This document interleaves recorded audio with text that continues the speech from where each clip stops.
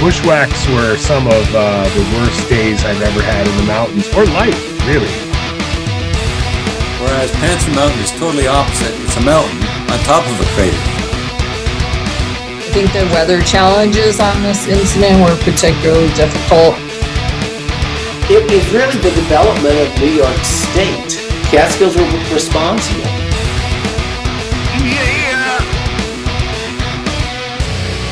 Now you're listening to Inside the Line, the Catskill Mountains Podcast. All right, Scott, we're going to crack open these after your freaking 18-day thing. Sure. Go ahead, crack it open. Nice. Nice. Nice, nice, nice. And then you go back to auto. Yeah. Nice. Congratulations, man. 16 peaks, right? 16 peaks in how many days? 16 peaks in 5 days, and then I also did 2 LP9ers. Jesus. Oh, so Scott is here with us tonight. Scott Q, how do you say Ouimet? Ouimet. It's actually Yes. Scott O. Yeah. Scott O. It's an Ouimet? Oh, wow. So Scott Ouimet is here tonight to chat with us. Catskill Mountain Brew. He tags us all the time. I don't know why he listens to this horrible podcast, but he participates in it. He's definitely the one man that you basically will hear every weekend. If Scott's not hiking on the weekend, he doesn't tag the podcast, something is wrong with the world and you need to seek shelter now. So welcome to the show, Scott. Good to have you on. Good for you to crack open that beer. Thanks. Yeah, it's good to have you. Tad won't be joining us. Apparently, I just found out this news. He got attacked by a mountain lion. He's out for good. Got scratches down his back. He tried to go up Graham. Once again, he was an idiot and just tried to go up. And he's like, I'm going to summit this. Got attacked by 2 or 3 mountain lions. So we'll hear from him in the future. So Yeah, sorry. hopefully back soon. Yeah. He's probably taking a nap or something.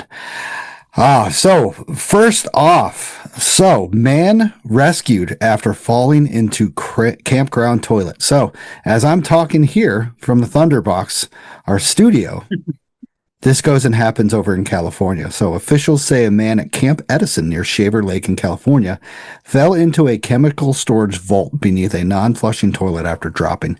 So if anybody's been more of out west or to the national parks, they have these vaults that are non-flushable. Either that or sometimes in the very, very popular places, they have flushable toilets.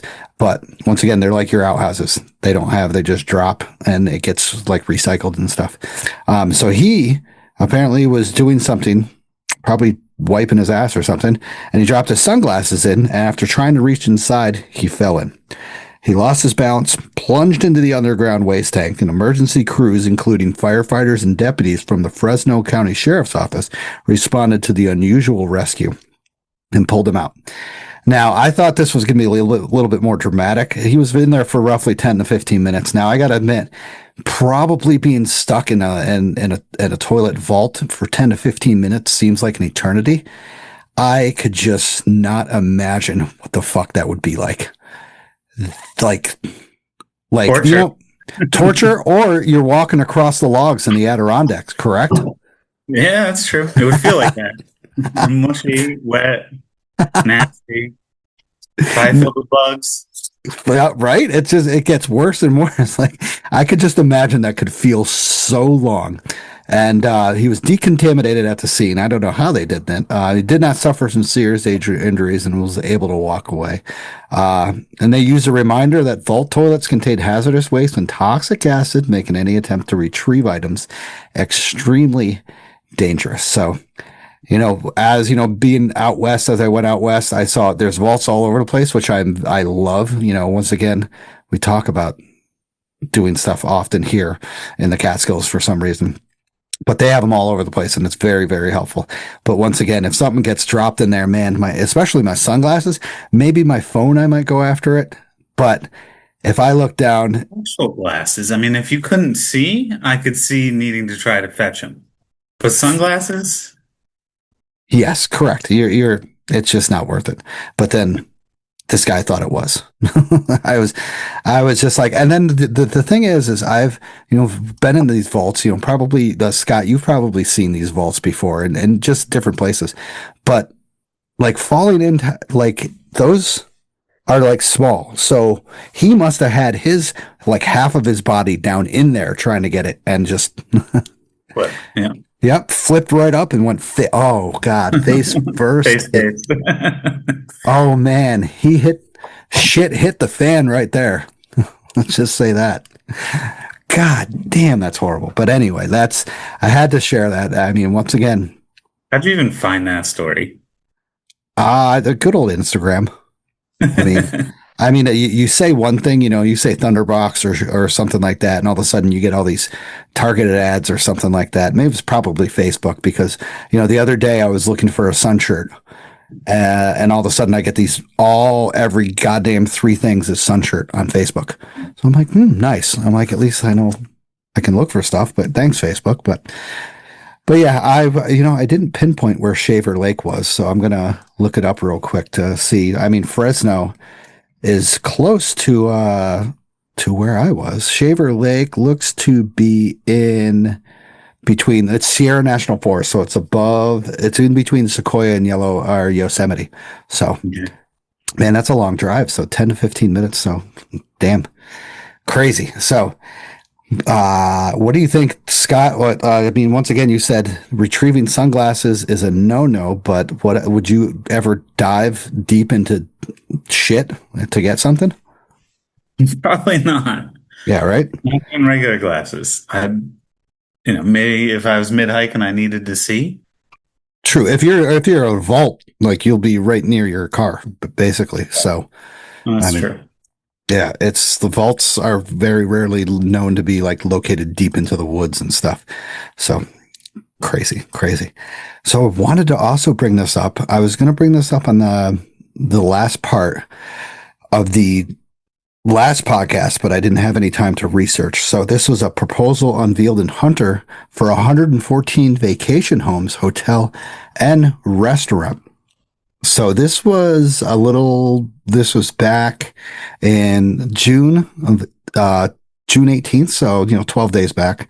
Wyndham builder Eric Vaughn unveiled plans to build 114 homes at Hunter, aimed largely at the second home market, along with a 45-room hotel and a 100-seat restaurant in the event space, and where town officials would be one of the largest development there in decades. It's supposed to be called Four Seasons Hunter, located off of Main Street, close to Scribner's Catskill Lodge, would include 72 townhouses and 42 detached single-family homes, according to Vaughn, whose Wyndham construction firm says it aims to build the personalized home of your dreams.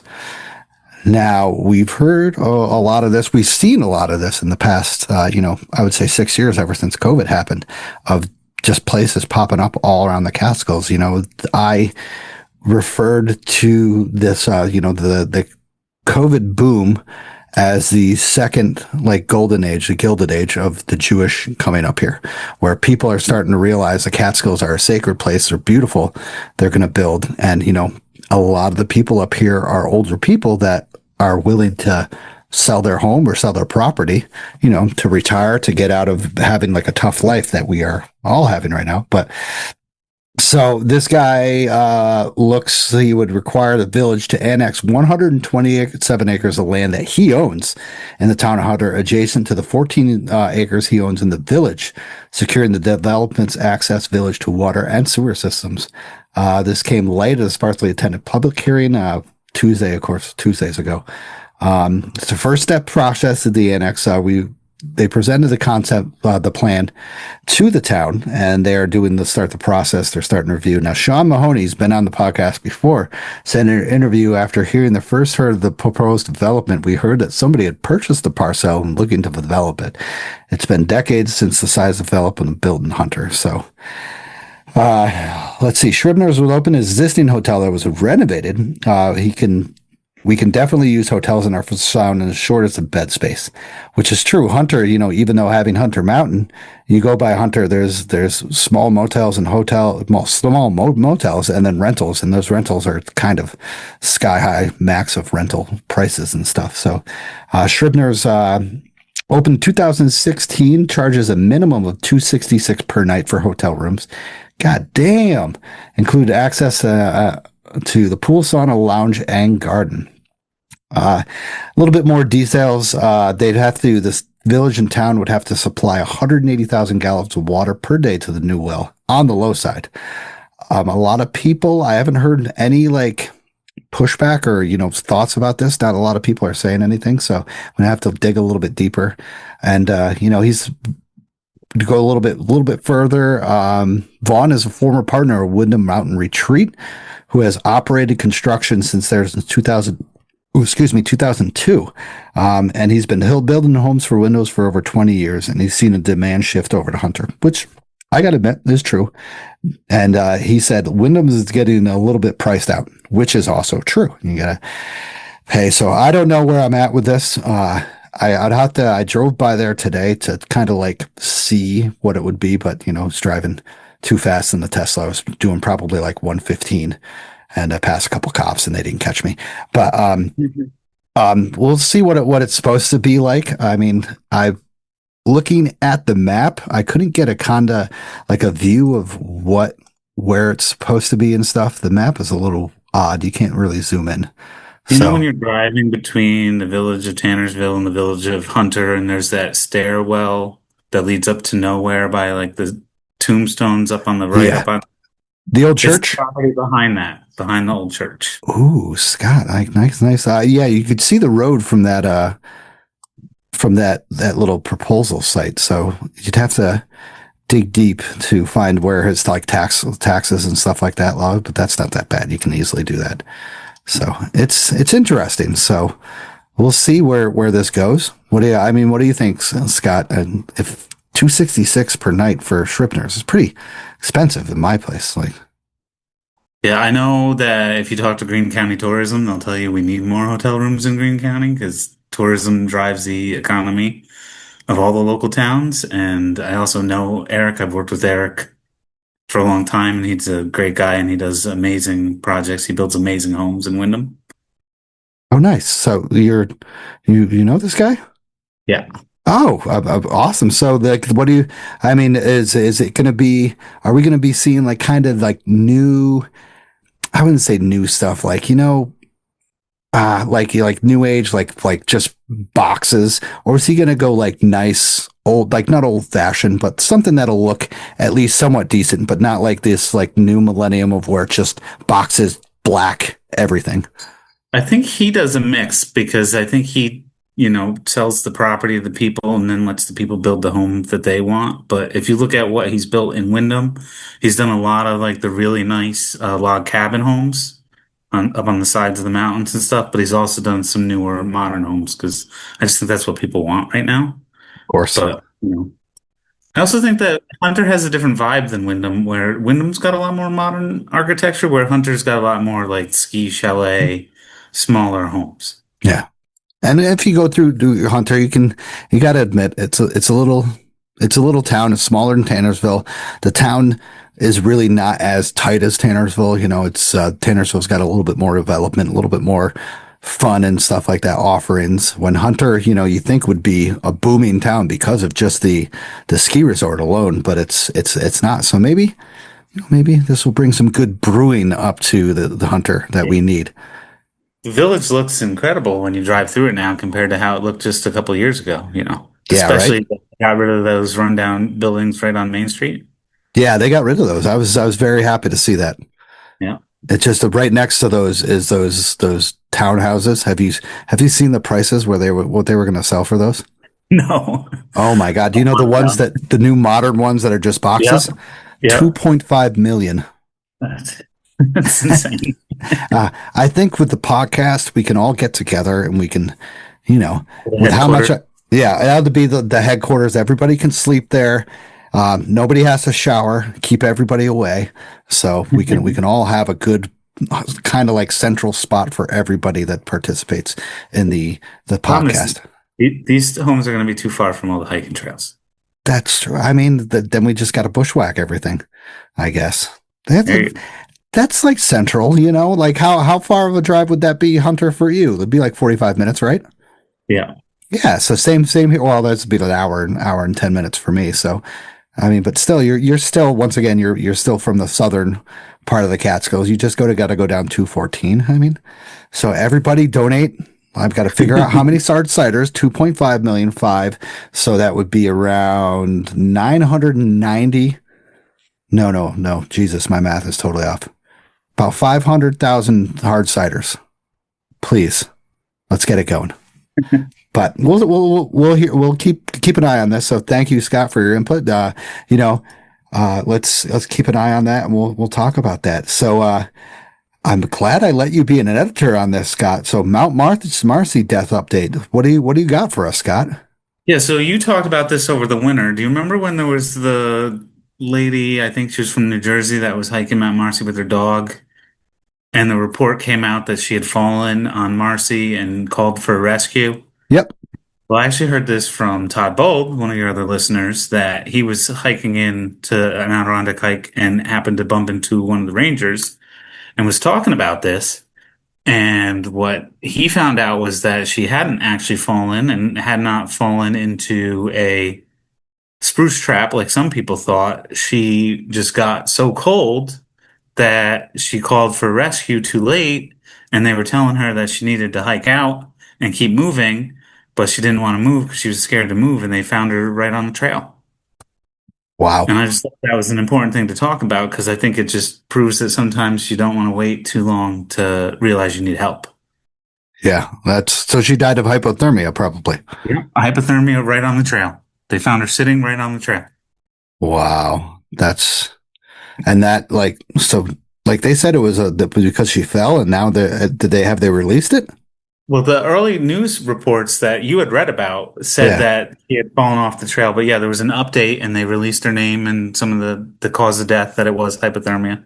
Oh wow, yeah. I mean, what stinks is some of us are ashamed to call out to an SOS or something like that. We don't want to. I am one of them. It's like I'll just die on the trail and say that I tried to get out. But when you are in those situations, especially the cold, it is critical that you get yourself moving, you get your blood flowing, because it's just, once again, your body's going to shut down. It's going to try to fight, but it's not going to win. And it's going to happen quick. You talked about that hypothermia comes on quick and you get disoriented and. Yep. It's pretty scary. I mean, not say that I've ever had hypothermia, but watching it happen, it's very scary. The people come disoriented. They, think they're hot. They will undress themselves. They will act like they're on cocaine or something like that. And all of a sudden everything just shuts down.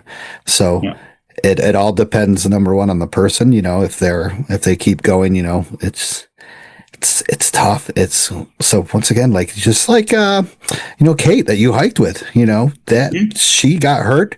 She knew to hit that. She's like, something's wrong. We gotta find a way to get out of here. So they did it right away. They didn't say, let's try to get you down. No, it's, good thing they had it. They have good friends and stuff like that. And good thing that this didn't happen when you guys were up in the Adirondacks. That would have been something else. Yeah. Scott calls me and is just like, I can't make it on Tuesday. I'm in the hospital because I got a rescue out. My first question would be, did you summit? That's the first question. Always.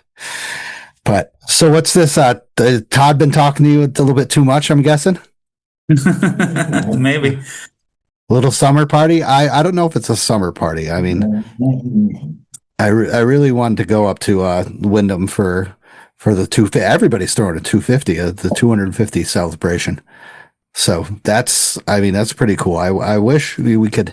We'll figure something out. I think it was more be a fall party. Okay. Well, I know you mentioned possibly doing something for the 200th episode, but you were going to wait until it was nicer out. I know it's tough to get. It's tough to get everything all situated. It's a lot of places. I'm trying to think of a centralized area in the Catskills to get together for something. And, I thought, a great place would be Woodstock Brewing, the Woodstock Brewery. Perfect spot somewhat. And then I was just like, I know you live more up north. I'm more over to the northwest. But like, I was just like, maybe someplace down in, the Hudson Valley, right off of the edge of the gunks, and stuff. So I looked at a couple of cideries, but it's tough to pinpoint a place. But then Todd came up with the idea. He's like, why don't you just like, rent like a pavilion in a state park or something like that, or just go occupy, and everybody gets hard ciders and just starts partying and getting naked, and we have a good old 1970s event. I was like, hell yeah, Woodstock 99 all over again. Let's do it. That sounds fun. I'm looking. I just Todd's gonna help maybe with the planning and stuff. So it'll be cool. It's just it's hard for like once again. I'm kind of like a one person show. All you guys, this is tags, which is awesome. I love it. I love reading. I love sharing it. I got to write them down. I got to write them down on my phone. I got to make sure, some people do stories. So that's 12 hours, right? Story lasts 12 hours. So I got to get it done in 12 hours. Hopefully I do it. So, but we'll figure it out. We'll get something going and we'll party hard. Not perfectly central, but another good place is Van Dusen's. Yeah, I drove by there. This time of year, because you can chill outside. They got the chairs and the tables, and good.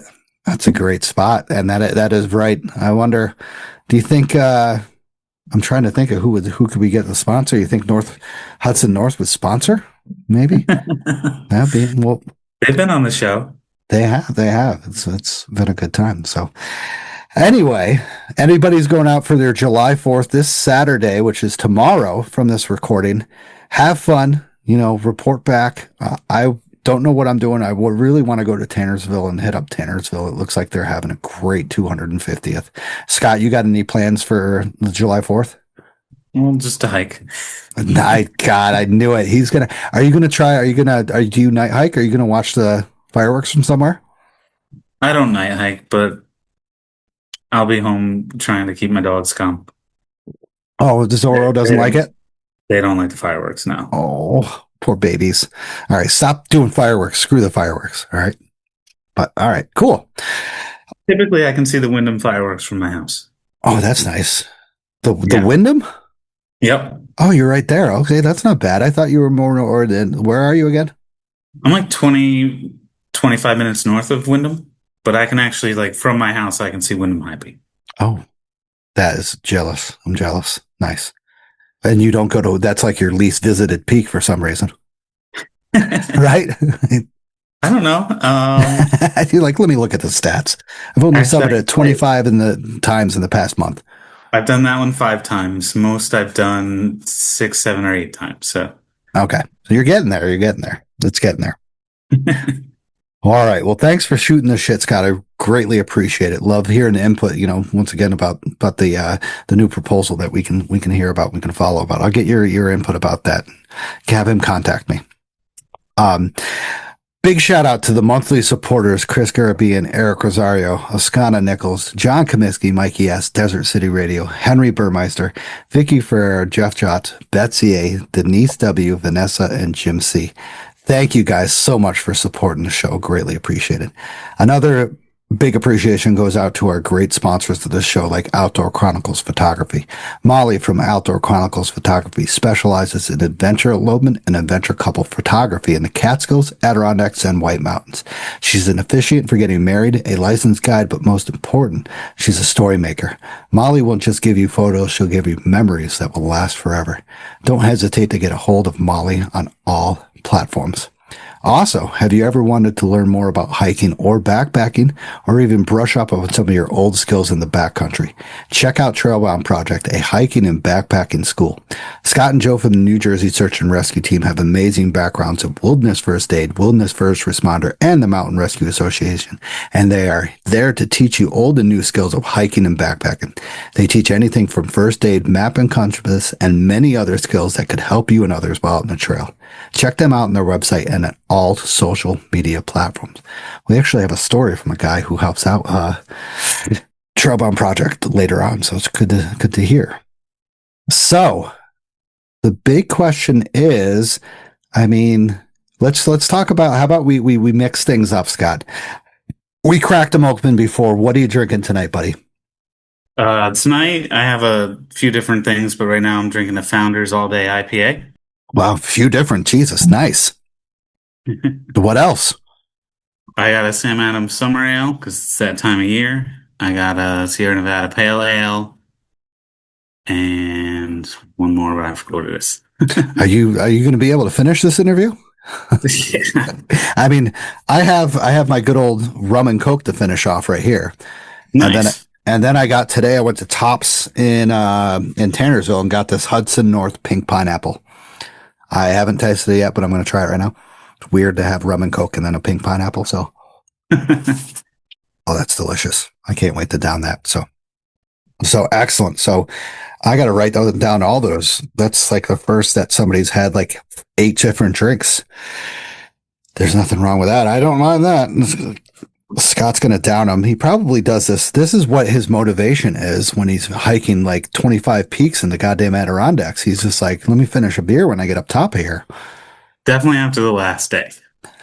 Yeah, well, the next thing we'll have to, I got to cut you out on this. I'm pretty sure I got to cut you out on this tag if you're really outdoors. So, because you're going to be telling your story later on, which is freaking insane, but I will include you just for goodness sake.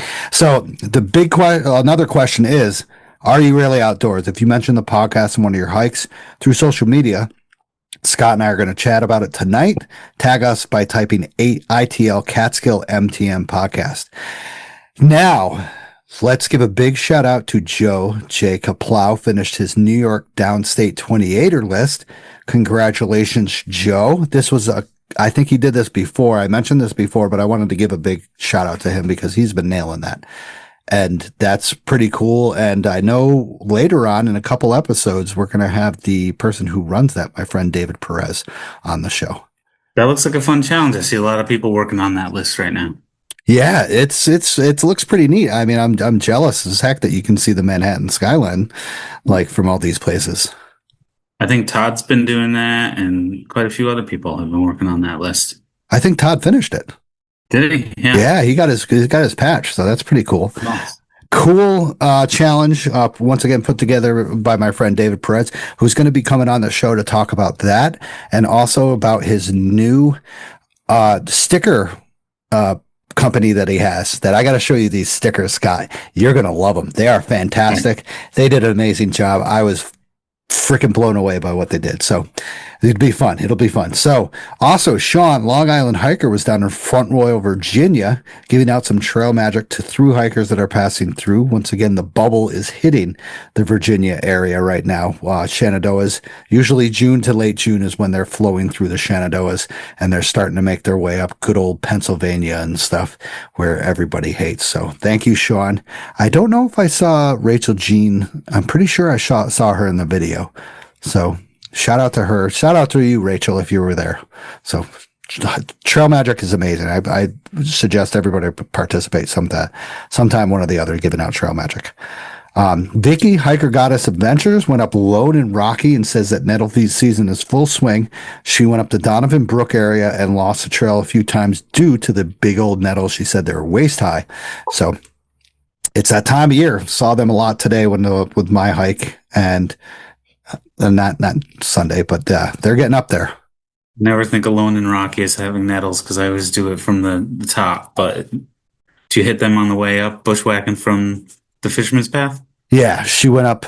Once you get to that second stream down in Brooks and you start heading up the rim of Lone, then you hit some shit nettles because it's just all water. There's beaver ponds and stuff down there. And the Fisherman Path sucks. Yeah. Yeah, it sucks. And I hate it. Everybody loves it. So I hate it as in terms of that it's a path, but it's not anywhere near a path and you got to cross a couple times. I've had bad instances there. So that's why I hate it.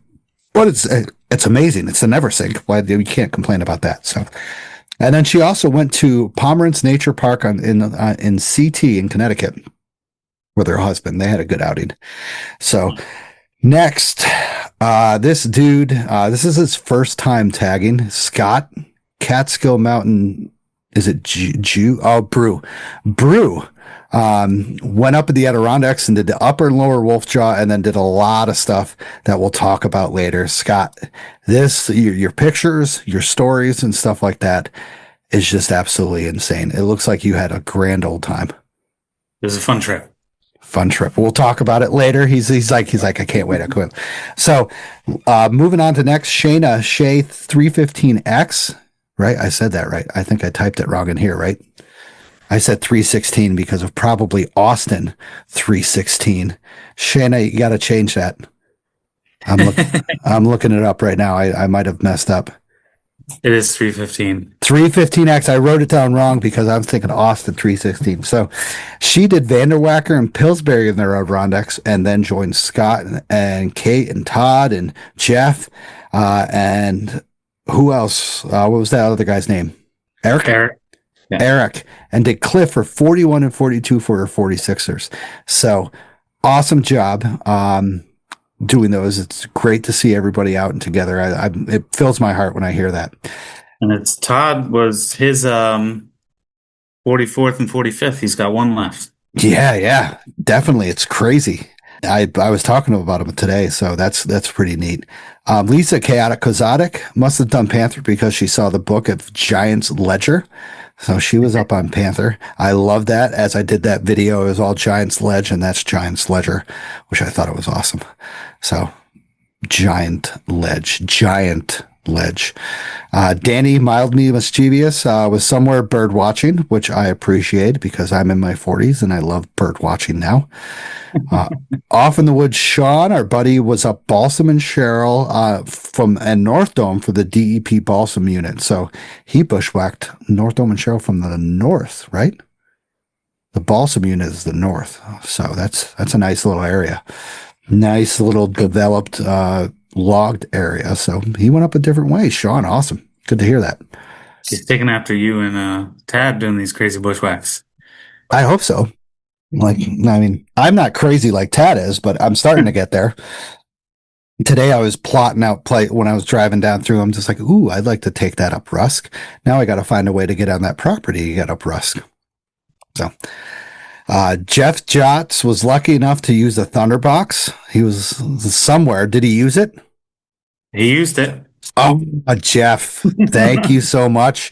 That's I'm pretty sure whenever I use the Thunderbox, it basically looks like, like heaven, like dogs are running to me and I'm just like floating in midair and I'm like, oh, and then all of a sudden somebody's like, hey, and I'm like, God, but good, Jeff. I love it. Sorry to expose you on this, Scott. Like that was great. He did use it. Everybody's picturing Jeff sitting on the shitter. Nice. I love it. Nicholas Golden Money Cat did a weekend trip up to Lake Placid. I'm pretty sure this podcast is now going to turn into a 46er podcast because everybody was up in the Adirondacks. Oscana Catskills Ever After took a trip to the beautiful spot of Palmer Hill and Andes. Beautiful place. Overlook is awesome. And then you have some hiking trails that go off to your left that go up in the little Palmer Hill area unit that's has a bunch of nice plants and trees up there that are very, very well brought out for the bees and stuff like that. They've done a great job on that. Is that one of the CMC trails? Yep. Nice. Good stuff. Nigel Farrell Hollows had the pleasure of working as an assistant guide this weekend for Trailbound Project on an advanced backpacking course. So it's cool to see that because he was out with Brad, one of my SAR members that I was with. He's actually the lieutenant, I believe, of Catskill Mountain Search and Rescue. So Nigel working with Scott and Joe from Trailbound Project fills my heart, to hear everybody coming together. So it's really, really cool. And once again, they don't just do like wilderness first aid and stuff. They do, advanced backpacking courses, which is pretty neat to do. They did 3 days, I think. 3 days, 2 nights, course of bushwhacking and stuff. Location, I saw one of his pictures that I shared. It kind of looked like they went over like the Hunter Westkill area. That's where it felt like. So I'd have to ask him. So it was pretty cool. So Brad Labradante went up Indian Head Twin from Platte Clove. On his post, he says he's lived in the area for such a long time that this was his first time going up Indian Head and Twin. So that's tough because Twin offers one of my most favorite view in the Catskills. So I have to say it's the best. And then Todd T-Bold Outdoors did Cliff and Redfield, which leaves only one left for his 46er patch. And we talked about this today, that hopefully if he plans this, I'll try to get a Saturday off and Saturday and Sunday off. I do have Sunday, and we'll all do this together. So it's a weird one, Scott. He probably told you Skylight. That's pretty weird. Yep. Well, it's out of the way. Well, it's on your way if you do like Marcy, Gray, and Skylight, right?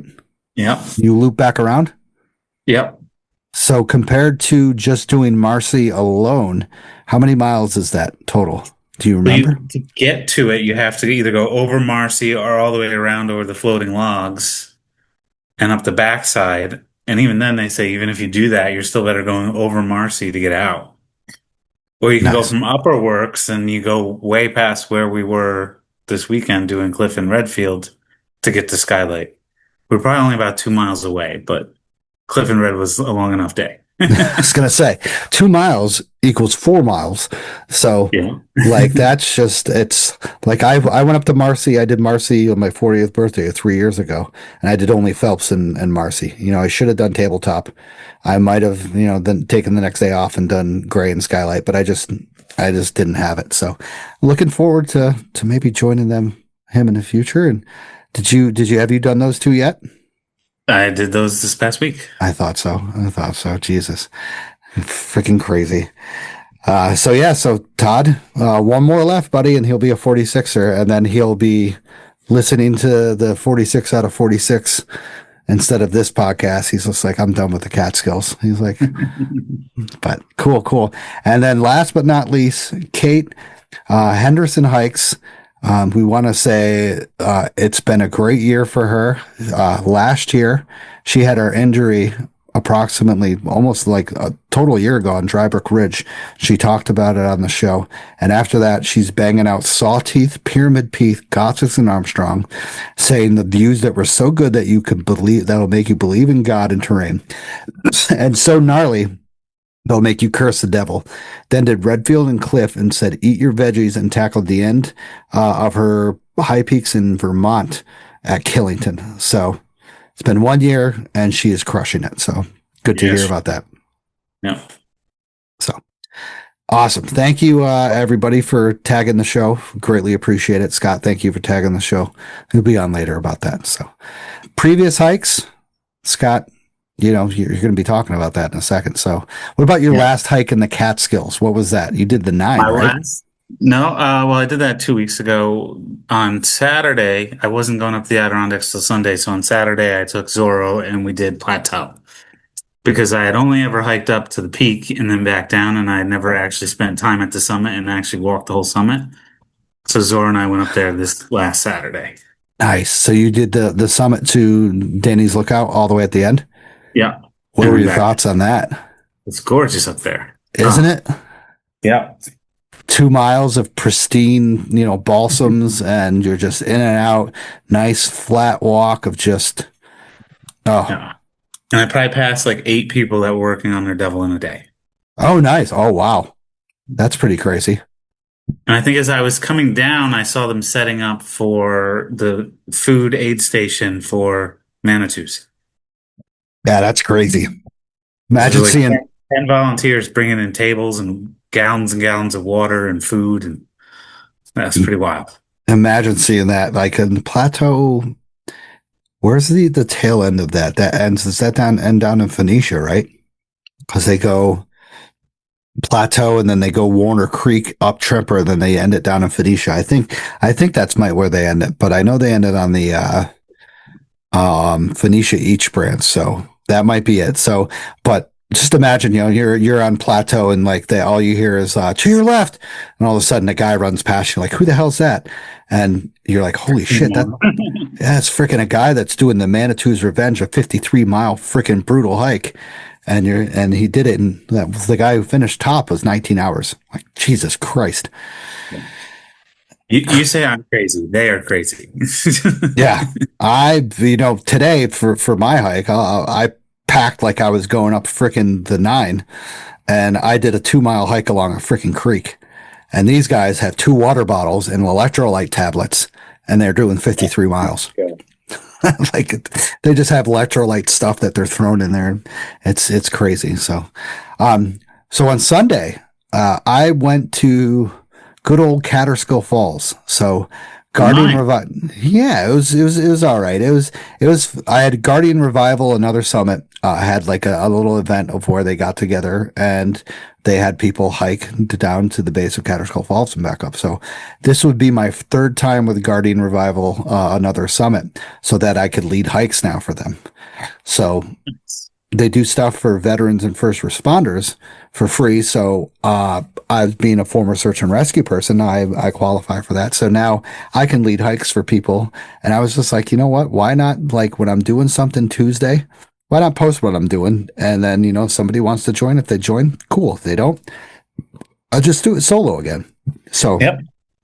That was cool. Met a lot of great people. Met my good old friend Bill Urban, who was on with me with the Pemi Loop and the Prezi Traverse. So he all we talked about was the good old Pemi Loop and how there was 2 straight days of pouring rain and how we were miserable.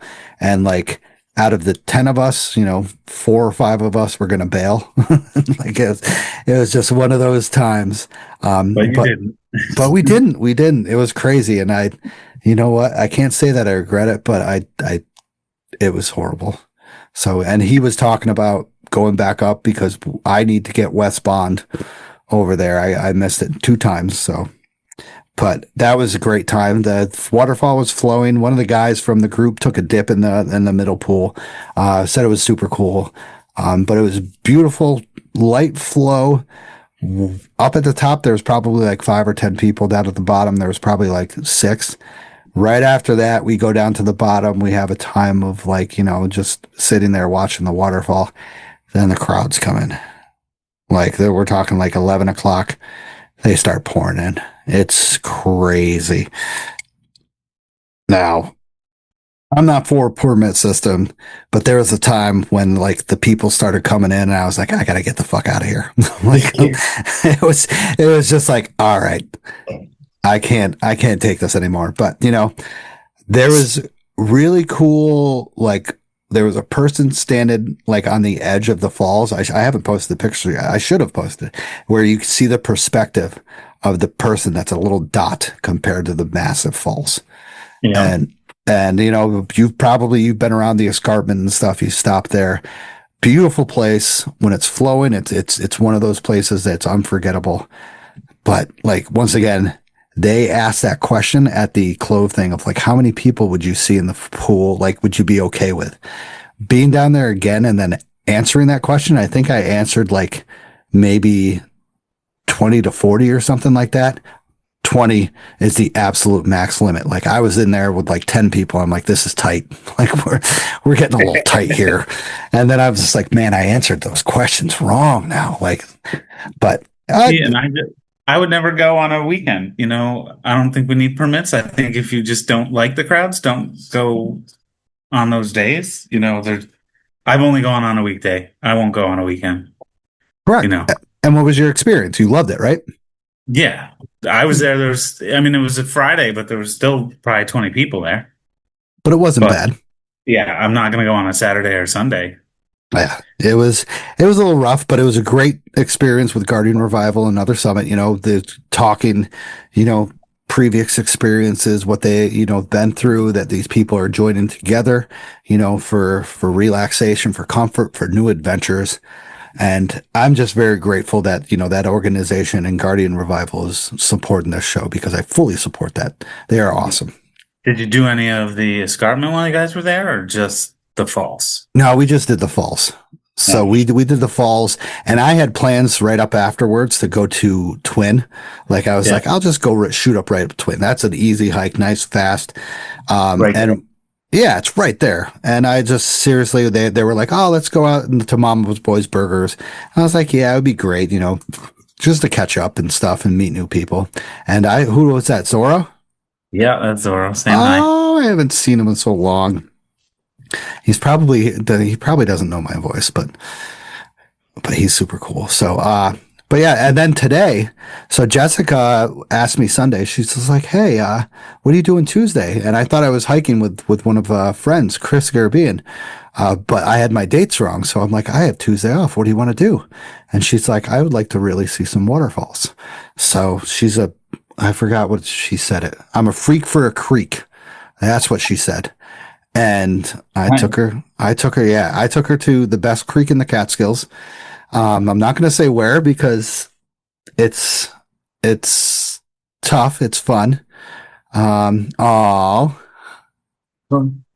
Zorro. Hi V. Oh, look at that cutie. He's like, oh, let's go hiking. Let's go hiking. Yes. So the creek was amazing, beautiful, pristine, clear waters. Got to jump in off of a 15, 20-foot cliff. Got to go in these. Probably one of the guys says he thinks they're around 55-degree water. But it was just relaxation. Like, once again, I packed excessively for no reason at all. Yeah. Like, it was phenomenal. It was a good time. Jessica had a good time. That was what it's all about. It's one of my favorite places in the Catskills. So one of the places that it doesn't feel like the Catskills, it feels tropical. That's what I can say about it. So I'll tell you in a second about that. Where I was. Do you have a thought? Probably. Okay. A lot of people would probably know. So from the thing, but if you go there, leave no trace. Number one. Number two, if you know what I'm talking about, parking could be tough, especially if you want to access the lower area. It's very, very difficult to find a parking spot. And I thought we got to get there early, but luckily we got there on a Tuesday and we found a good parking spot. And then when we found a parking spot, we met two cool dudes named Tristan and Jake. So we were walking up and like, hey, you guys going down to this area? And they're like, yeah, we're going fishing. We're going to do a little fly fishing. I'm like, oh, cool. That's amazing. And the guy has a hat that says Mountain King Brewing. And I was like, oh, cool, dude. I know that guy that owns Mountain King. I actually hiked with him. And, he supported the show for a little bit. He's like, no way, what show? And I go inside the line. He's like, you're Stosh. I fucking knew your voice, man. I was like, oh, cool. So Tristan, it was good to meet you, and Jake, it was good to meet you as well. Tristan's a cool dude who loves fly fishing, and he's been living in Wyndham for most of his, if not all of his life. So he knows the secret spots, and he was at the secret spot doing some brook trout fishing. But once again, the streams are low, so the waters are a little bit warm. So he said it wasn't the greatest, but he was definitely doing some good work down there. So. And that's it. Like, it was a great ride home. Once again, I got a view of, I was telling Jessica, I'm like, ooh, that rim right there. That's what I want to go to. I'm like, but I think it's private property. Maybe I got to ask the person. And there was one rim that I want to hike up through, Hunter that I talked about on the last show from the Hunter Resort. Just goes right up to the fire tower. And I was just like, that'd be a cool rim to explore. So I know that part of it has to do with, the old zip lining. So potential. That's potential. So, Did you guys grab any post-hike brews and bites? We didn't. We had pre-hike brews and bites really at place of my local place. We brought subs down to the thing. So we got home at like 4:00, took the dog for a walk, and then all of a sudden it starts thundering and we get massive downpours, hail and everything. We got nailed by a severe thunderstorm. It was great. It was one of those freak, 10-minute thunderstorms that drop so much water that it's flooding on the streets, and then it's done, and it's clear blue skies. Beautiful thunderstorm. Awesome. All right. So once again, if we would do previous hikes, but you're going to talk about your previous hike. So let's move on to Catskill news. Volunteer 3500 Club Catskill Trail Crew is doing some stuff. Catskill Mountains Club Visitors Center, Jolly Rovers Trail Crew, any fire tower. Anywhere you can do any kind of volunteering and stuff, please do it. One day a year we'll help anybody out, anything. Scott, you volunteer, don't you? Yeah. What's your trail? The trail from the junction up to Black Dome. Awesome. Like, what, the junction of Lockwood Gap? Yep. So the new trail. No, Black Dome. Oh, Not Black Dome. Sorry. Yep, the other way. So cool. Yeah. That's a fun one. Yeah, I love that section of the trail. Nice. Scramble. Last time I went up there was a lot of bear shit. So you need to get a shovel and scoop that stuff off. I get yelled at for my trail when the ferns are touching their legs, and I'm just like, there's more bear shit on the trail. Like, don't you want people to get rid of that first? But hey, that's cool. I mean, I'm right next to you, so maybe we'll do a traverse of like a traverse of trail maintaining. We'll have to find who does in between Black Dome and Thomas Cole. I thought that was my friend Maria. I'll have to check in with her. So that'll be Nice. Yeah. Cool. Also, if you need stickers, I just resupplied Camp Catskill with stickers. So Camp Catskill has free stickers. Go there. I left a shitload on Tristan's car today, so that was pretty fun. I was gonna write something, but I had no pen. Who the hell doesn't have a pen in their car? Ridiculous. So I guess that means I'm just gonna not sign anything from the cops if they pull me over. So, boom. Silence. There we go. All right. So, how about we break into the weather forecast? Here is your weekend weather forecast, brought to you by, well, not really brought to you by, I wanted to give a big shout out to my friend David Perez and his new company called Far and High Outdoor Company. His company now has amazing Catskill stickers of 3,500 foot elevation sign, Catskill canister, Catskill foot trail stuff. It's awesome. So once again, check out Far and High Outdoor Co. on Etsy to get awesome stickers for anything. Good luck, David. On Friday, July 3rd, expect hot and humid conditions across the Catskill High Peaks with a mix of sun and clouds during the morning. Scattered thunderstorms are expected to develop during the afternoon with potential heavy rain, gusty winds, and frequent lightning.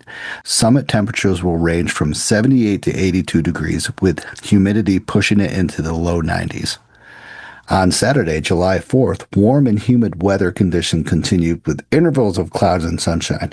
Afternoon thunderstorms are likely and some storms may produce downpours, hail, and strong winds.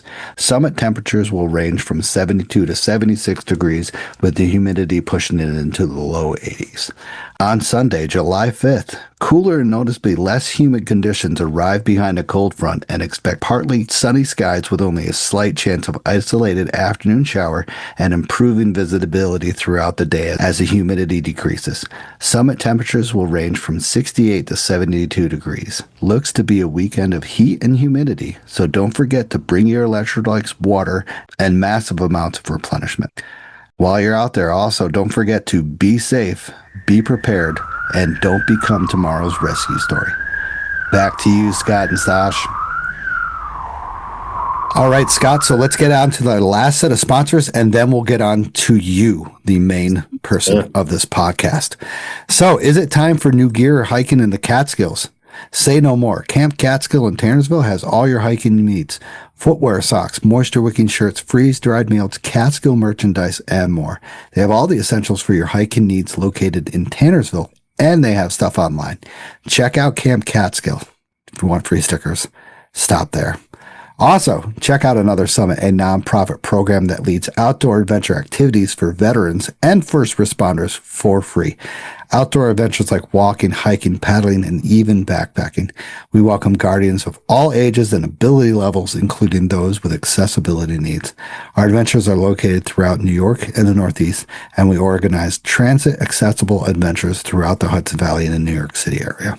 Apply today on anothersummit.org. All right, so let's get on to the guest of the night. Let's go. Tonight, Scott Ouimet joins us, Catskill Mountain Brew, to chat about his crazy adventures in the Adirondacks, his epic adventures in the Catskills as well. But I mean, this is a Catskill podcast, but I want to hear about his epic adventure in the Adirondacks. That just sounds amazing. I mean, what is it? We'll talk about stats later, but just what was the stats of that Adirondack trip again? 16 peaks, 94 miles, 27,800 feet of elevation in a week. Wow. No shit. Unbelievable. Would you say this has been the toughest week of your life in hiking? No, actually, I really enjoyed it. I didn't actually think it was so bad.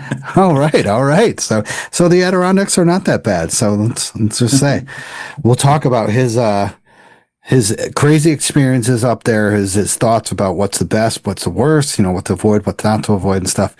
But first, Scott, a little bit of background about yourself. How, where you got like into hiking, stuff like that. Well, more like when you were a kid. I like to hear a lot of stuff when you were a kid because all of us, we were, as kids, we explored. I'm guessing you did the same thing as well. Yeah, so I grew up in Dutchess County down in Pleasant Valley, New York. I was always playing in the backyard, biking with my cousins. I'm an Eagle Scout. So once a month I was going camping with the Scouts and going on hikes. And my family also loved to camp and hike. We would come up and camp in the Catskills at least once a month every summer. So from the time as early as I can remember, we were doing it. I remember waking up in the middle of the night with rain with them trying to dig trenches around the tents. I know we would go to North South Lake a lot. The first time I hiked the Catskills, one of the things that was the coolest for me was just walking up to a certain spot on a trail, like especially the Devil's Path, and just knowing that I was there before. Like I just remember some of the scrambles, and that was really cool. And we would camp all over the place, and I every year we'd go up out by Oneonta to the campground out by you. And yeah, I just love being outside. I'm also a civil engineer, work for Catskill Associates here in the Catskills. So I love maps and topo, and I've also done surveying. So I love seeing those survey discs on the top of the mountains and, just planning trips and planning hikes. I can do it for days. So. I mean, with what we've seen with Catskill Mountain Brew, your Instagram, you do plan stuff for days, and with you kind of contacting me once in a while, you're like, hey, what are you doing this weekend? You already know what you're doing, so I'm like, you rip it up like it's just insane. You have like a vision, and you go and you knock this out in crazy fashion. Yeah. Well, I know you're not a list person, but I am definitely a list person. I love my lists. I love my patches. I love my stickers. And Lori Beer, I don't know if you've ever hiked with her. She hikes in the Catskills a lot. She's like, don't just get stuck to your list. Just make another list, Don't let people say, people ask me to hike all the time and there's like, well, I need this peak or that peak or I'm not going. And it's like, just start another list and then you can do the peaks again. So, Wow. I'm always for a hike and I always try to get out because I really enjoy it. And I take Zoro or go with friends and it's a lot of fun. So you're a list guy. Are you also like a viewpoint kind of guy like me? I am. I love the views. I love the waterfalls. I'm not a big stopper. That's part of why I like to go hiking with other people because they will, kind of offset some of my trends. I'll keep people going in the hard times and talking and moving and going. And other people are like, okay, let's stop and take a break and eat a snack and look at the views. So I'm just like, snap a couple pictures and keep moving. Right. Right. Well, that's good. That's good. I mean, once again, going for the list, do you have something to do? You have an accomplishment. But you also, you hike solo, but you also hike with a lot of people. Like it's great that you're getting together with these people and stuff like that. Like yeah. You explored the Catskills when you're young, you can remember these certain places. Have you seen like any crazy changes from them when you were young? And like I hate to ask, how old are you? I'm 43. 43. You're the same age as me. So with your transition of being a young kid to being in the Catskills compared to now, like I saw changes within 10 years. Can you tell me like something you remember that you're just like, holy shit, this is crazy different? I can't say that I can because when I was hiking, like I said, I couldn't tell you the peak I was on as a kid or that was the goal. I just loved hiking, and every time we'd come up and camp, we'd go camping. And North South Lake has definitely changed. When I went there as a kid, I remember that being small and quiet and not very busy. And now you go through there on a weekend, and it's just insane. It's like they tripled the size of the place. And I remember when it only had one beach, and now it's got two in there. So I think that's the thing that I just noticed the difference the most. It's got more popular. But like, I don't think we did any bushwhacks or anything like that. Yeah, I mean, but like, what about like camping when you were a kid? You camping, you were a kid. Did you have these like normal locations of when you were camping as a scout and stuff and as a kid, or did you know of the secret spots that now are open and known to people? We didn't go to a lot of secret spots. I mostly hike and camp with the scouts down in Dutchess County, but I did do a couple of backtrack trips up here when I was a kid. We did one in particular that I remember where actually, it was the first time I ever went backpacking. We did Slide Mountain. And when we left Dutchess County, we were all in shorts and t-shirts. And we got up to the parking lot and there was 2 feet of snow. Whoa. No shit. Shows you the elevation change difference. Some of us were prepared because we had gone to the meeting the week before and they told us to bring your gloves and your boots. And there was other people, one of my friends, they had to drive home because they had not brought their hiking boots because they were just in Wow. sneakers. But yeah, that was a fun trip. I keep trying to find that lean-to that we went to and I can't. At the winter weekend, I was talking to some of the people that have hiked in the Catskills for a long time and they think it might have been a lean-to that used to be out by the start going up table. Because on the way out to the lean-to, I know that we walked a long way and we crossed the stream to get to the lean-to, and the only way across the stream was 2 logs, Oh, and it was really icy, so they didn't want us to do that and risk falling into the stream, so we just forded the stream. nice. How old were you? I was probably like 12 at the time.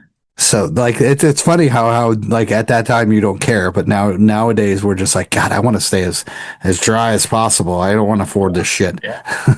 Well, all the leaders were like, "Don't worry, we'll help you dry your boots on the other side, but we don't want you to fall in and get your whole body wet because that could be a lot worse." And yeah, that was a cold one. That's fantastic though. Those are good troop leaders right there. None of us had snowshoes, and I'm always in the front when I hike, so I did a lot of braking, and it's funny when you're that age because you're like bragging about who has the heaviest pack, right? And you don't realize how stupid that is until you're hiking out and you're just sore and tired and miserable. And then you realize you should have been bragging about having the lightest pack, not the heaviest one. 100% correct. I mean, I was when did the Pemi, I had the heaviest, and then my chest strap broke, and then I had also the broken back, and I was just depressed as freaking hell. Stupid of me.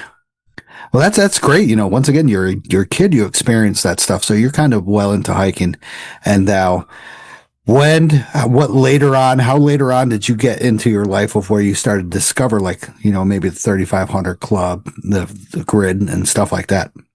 So when I got out of college, I started to hike again because I wanted something to keep me in shape and get outdoors, and I always loved it.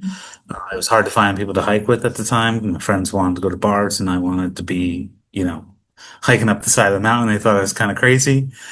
And I did become aware of the list then. And my husband and I, we came up and we hiked Slide Mountain. And then we drove back. We thought about doing the whole loop of Slide, Cornell, Wittenberg, but we just did Slide because it was a wet day and the stairs were slippery. So that's kind of where we turned around. And by the time we drove home, we're like, yeah, that's too far to drive when you're tired. So we stuck to doing a lot more hikes in like Harriman and Bear Mountain and Schwangunks. And we actually did 200-mile section hike of the AT.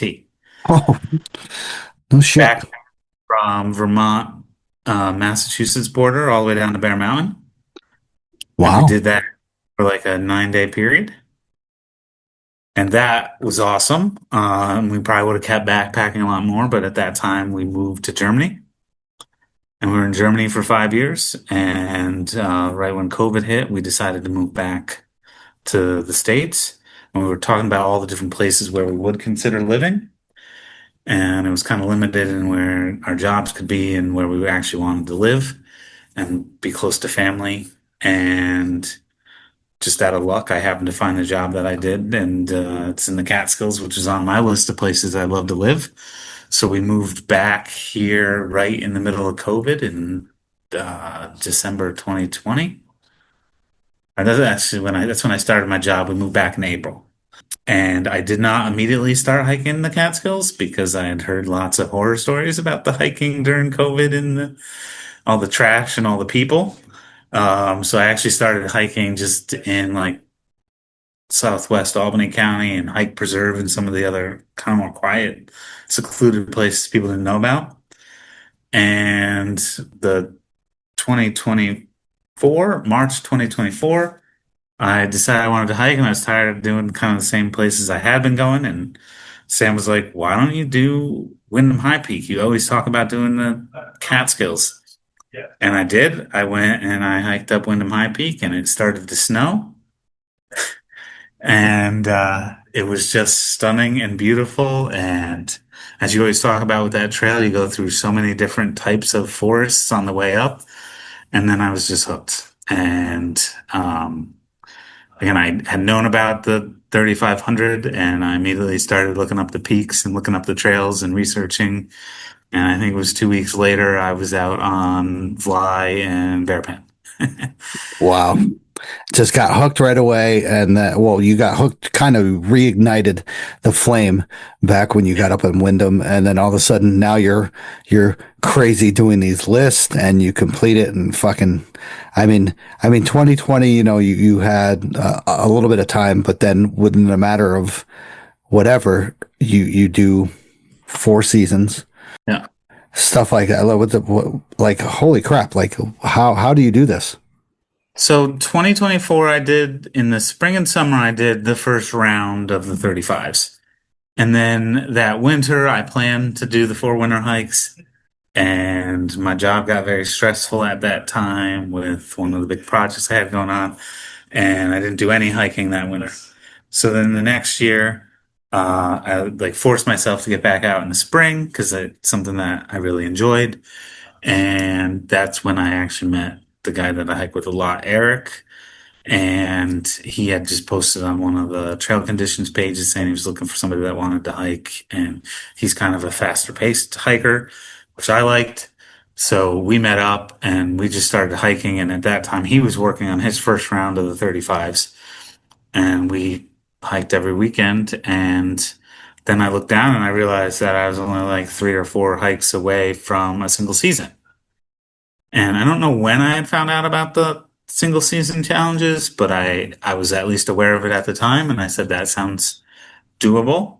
And that was last summer that I finished the single season. And on the finish hike for him, I finished on Round Top. And then the next weekend I hiked with him so that he could finish his single season. And I was on Table. And I set a goal to finish 10 challenges in a year. So I wanted to do the single seasons, the 4 in a row, and finish my Catskill 3,500 by doing the 4 winter peaks. And by doing the single season winner, I'd get my winner 3,500 and the 4 seasons challenge. I mean, there's just so many challenges. So much fun. Well, yeah. I mean, Jesus. I mean, this, as you can see, you've definitely put some thought into that. Is that requires the most? You put the thought of kind of like what you're doing next, or do you just go out and you're like, this seems like a good weekend to do, like you said, Bearpan and Fly. Yeah, I mean, I don't plan every hike ahead, and I'm not so crazy that I won't do it if I've already done it that month. I just like doing them, and I'm always open, especially since the winter. So I was hiking with Eric in the summer, and in the fall, he stopped hiking once it got cold out. He's not a cold weather hiker, and that's when I started taking Zorro a lot more. And it was mostly just Zorro and I. And then when winter hit, that's when I started hiking with Sean and Steve, who you've met and hiked with. And that's when I started hiking with Joe and Jen. And that's when I started looking at some of the challenges. One of the things that pushed me to reach out to more people is things like Lone and Rocky. Like to get to those peaks in the winter is a challenge by yourself. And you kind of need to have people to hike with. So I know Joanne does the 6 every month. So I started talking to her and I tagged along on one of her 6s. With Mimi and Susan and Tom Martone and a bunch of awesome hikers. And then a couple weeks later, I did my finish in my winter. And that's when I met Danny, mildly mischievous or mighty mischievous, depending on the week. Yeah, depending on the week. Yeah. That was a good hike, by the way. It was a rough one going between like Giant Ledge and good old Panther with the post holes. Yeah. That was a fun hike. And yeah, I like the fun challenge of like finishing a couple challenges on the same hike.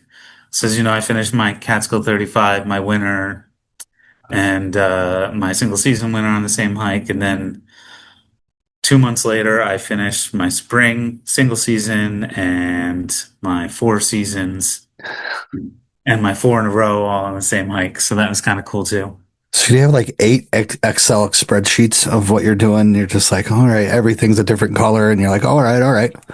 Yeah, yeah. I have things color coded by year and broken down to add up how many hikes I've done each month. And, That's awesome. and like I said, I have multiple lists. So I already have a round 2 of my grid that's not very filled out yet, but it's started. And then Getting there. I have a grid for my dog. Zorro, yeah, Zorro. Zorro's awesome. I hiked with Zorro on, I saw him on Southwest Hunter that first time when I was with Yep. Sean, and I was just like, oh my God, it's fucking Scott, no way. And it was crazy to see you. And then we went up the hike up Balsam and Eagle, and that was fun. Zorro was with us, and it was beautiful. Yep. It was magical. Yep. I didn't take him on the Panther winter finish because I was afraid of the post holes and the ice. He doesn't like the ice, but he's a fun hiker. The only He's a, time I got to be careful with him is he pulls a lot because he's just a go, go, go. So like I can't take him on the devil's path when it's wet. He yeah. almost he almost pulled me off once. And you have the waist row or the waist thing, right? Yep. Yep, I got the waist belt after listening to one of your episodes. But yeah, you had one of the dog hikers. That wasn't Orla. It wasn't Jeff and Orla. No, it was Darren. Okay. Darren White. He had Phineas, and he has like a hip belt, hip leash. Who has Roxy? Roxy. Oh, that's Danielle, Nature Attic lady. Yeah, it might have been that episode that they Okay. talked about the difference between the two, and I got the belt. That's But awesome. yeah, I like the belt because then I can use the sticks. And honestly, I would have gotten pulled off that ledge on the side of Sugarloaf had I not had the sticks to keep me anchored when he pulled. Crazy. Because he jumped and I was looking the other way and trying to get him to come back to me. And yeah, he pulled and So I'm guessing that's a crazy experience that you had. What was the most craziest? probably the craziest experience is when I did the winter hike of the Burroughs Range. That was over the winter weekend. Okay. And that was kind of the first time that I had to snowshoe and break trail for like a full 12-mile hike like that. It was Sean, Steve, and I. And we dropped the cars at Woodland Valley, and there was already like 6 inches of snow on the ground. And by the time we drove over to the other side, there was another 2 inches, and it just kept snowing the whole day. And that was the day that Tom Hoos finished his winter hike. So there's a big group that had gone out, but they went up the Curtis Olmsby Trail, and went up the other way because we didn't know Okay. that. And we actually got to the summit before they did. And yeah, when we were going down, I mean, there was lots of butt sliding that day. And when we got to that spot on the bottom of slide where you have to kind of shimmy across the crack, Yeah. the crack was completely filled with ice. And Sean went to try to like get his crampon into the ice and he was holding on to a tree. And the next thing I know, he was down at the bottom of the ledge. So he lost his grip and fell, but thankfully he fell into like a 4 foot cloud of snow and he was fine. And the rest of the day, we took all the side trails. Yeah, right. And you took all the precautions. Yeah. And that was actually the first hike where I met Ted. Oh, nice, nice. I remember you talking about that. Yeah. Cool. Now, also, so what with all these hikes that you've done and stuff like that, can you have a specific like hike, trail, mountain? Like, is it different? Like, what do you have that's your favorite in the Catskills? I have a favorite hike, a favorite trail, and a favorite summit. Oh, nice. Go ahead. My favorite hike is the 9. I absolutely love hiking the Catskill Nine. I don't know what it is about it. Joanne will tell you how much she loves the six just because there's so many viewpoints and such amazing peaks. But yeah, I love the nine. And I've done that 3 times now. And just can't wait to do it again. My favorite summit is Black Dome. Nice. Yep. Absolutely love it up there. I mean, it might not have the best views in the Catskills, but it has amazing views. And there's something about once you get up to the top of that peak, just the smell of the forest up there. It's like the strongest in the Catskills. And then probably my favorite trail is the trail that goes past Diddler's Quarry, the Pequoy Notch Trail. Nice. That's The quarry is amazing. You go past this beautiful stream, and then you just get to this opening where the beaver pond used to be, and you see the two peaks in the background. I just love that. but after that it sucks because then it's Yeah. just loose rock and you gotta battle your way up to the notch. I hear But I you. don't know. I think that side of Twin is fun. You talk about doing that side of Twin a lot. Yes, yes. Going up just the west side of Twin, right? Yeah. That's where the good old what's it called used to be, where they drilled the handholds up there. Yeah. That's a fun I spot. missed that. I started hiking in the Catskills a little after that all happened. Oh, that was the biggest drama in the Catskills that I've ever seen. It was fantastic. That's why I love social media.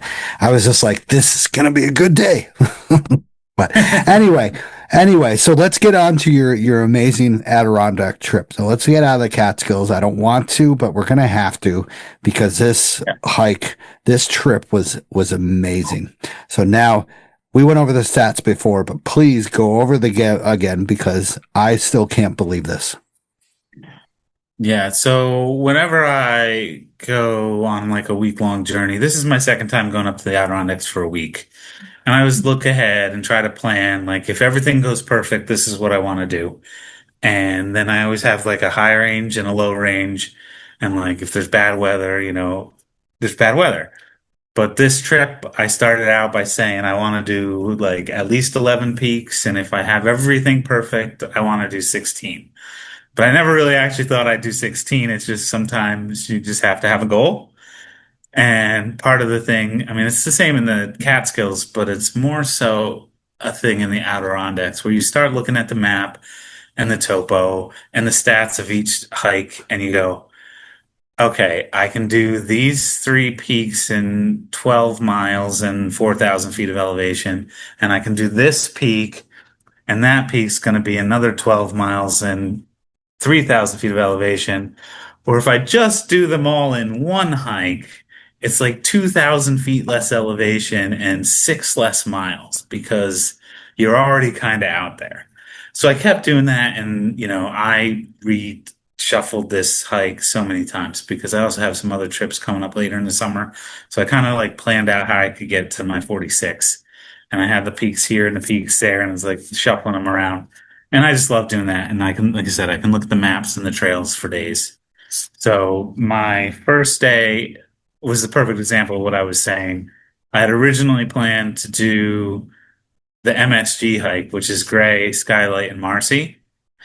And then on a separate hike, I was going to do Colden. And I decided to just do them all as one big hike. So that was day one. It was 4 peaks. It was 20.6 miles, 6,340 feet of elevation. Wow. And that How many? What was time? 10 hours. 10 hours. Wow. Yeah, I was moving. So part of it is that first 4 miles is pretty flat because you're just getting out there from the trailhead, like you talk about, and the Marcy Trail. So yeah, I was able to do a pretty good pace out, and then I started climbing, and I just loved it. And that was a great day. It was a little wet. My feet were wet about halfway through. Gray is kind of a bushwhack, but I actually really loved it. Something about it kind of reminded me of the Catskills with some of the scrambles. And Marcy, Sky, and Colden also, they're just amazing views, amazing peaks, open summits. Yeah, that's the one thing that you can't you can say that it's the open summits are something else. Yeah. It's something else. You feel more, I love hiking in the Catskills with the winter and stuff, but on the open summits, you feel more alive. You're just like, God damn. You feel the weather. Yeah. Oh, yeah. Yeah. Exactly. Changing in an instant. And did you do it clockwise or counterclockwise? It's a loop, right? It is a loop. I went counterclockwise. You went up Marcy first? No, that would have been clockwise. I went Okay. cold. Oh, yeah. Sorry. Yep. Okay. Cool. Yeah, so I went up Colden first because I kind of known myself. I figured I wouldn't do it later in the hike.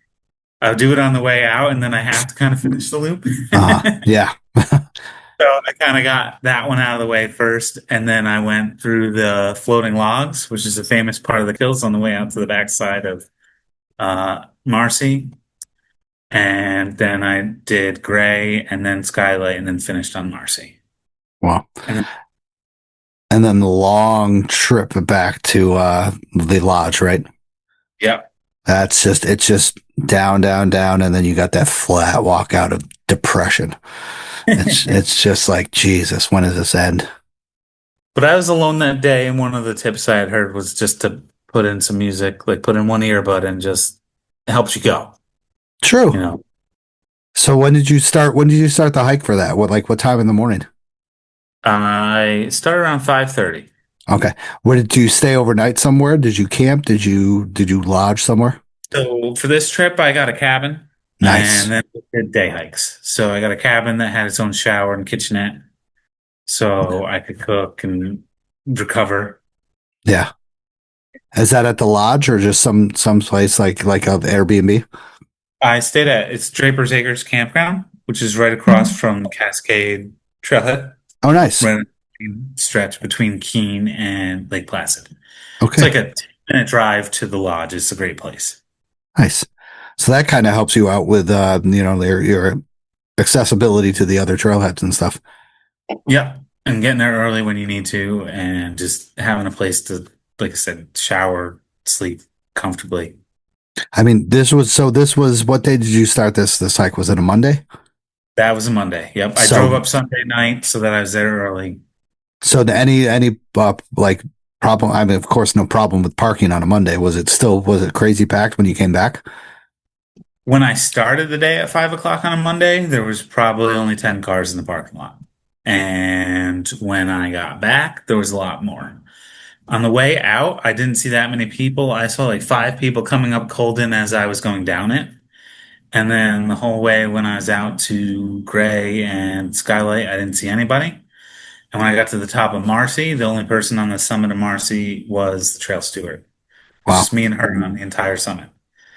When I started to go down, there was like 3 or 4 younger kids coming up. And then as I was hiking out, I was passing all the people that had just done Marcy for the day. So, wow, what an experience. When I got back to the trailhead, there was a lot more cars because it was like 3 o'clock. Yeah, cool. That's awesome. So now you've done these 4. Now you're on to day 2. What was day 2? Day 2, I was debating whether it should be a rest day, and I didn't want to just sit in the cabin.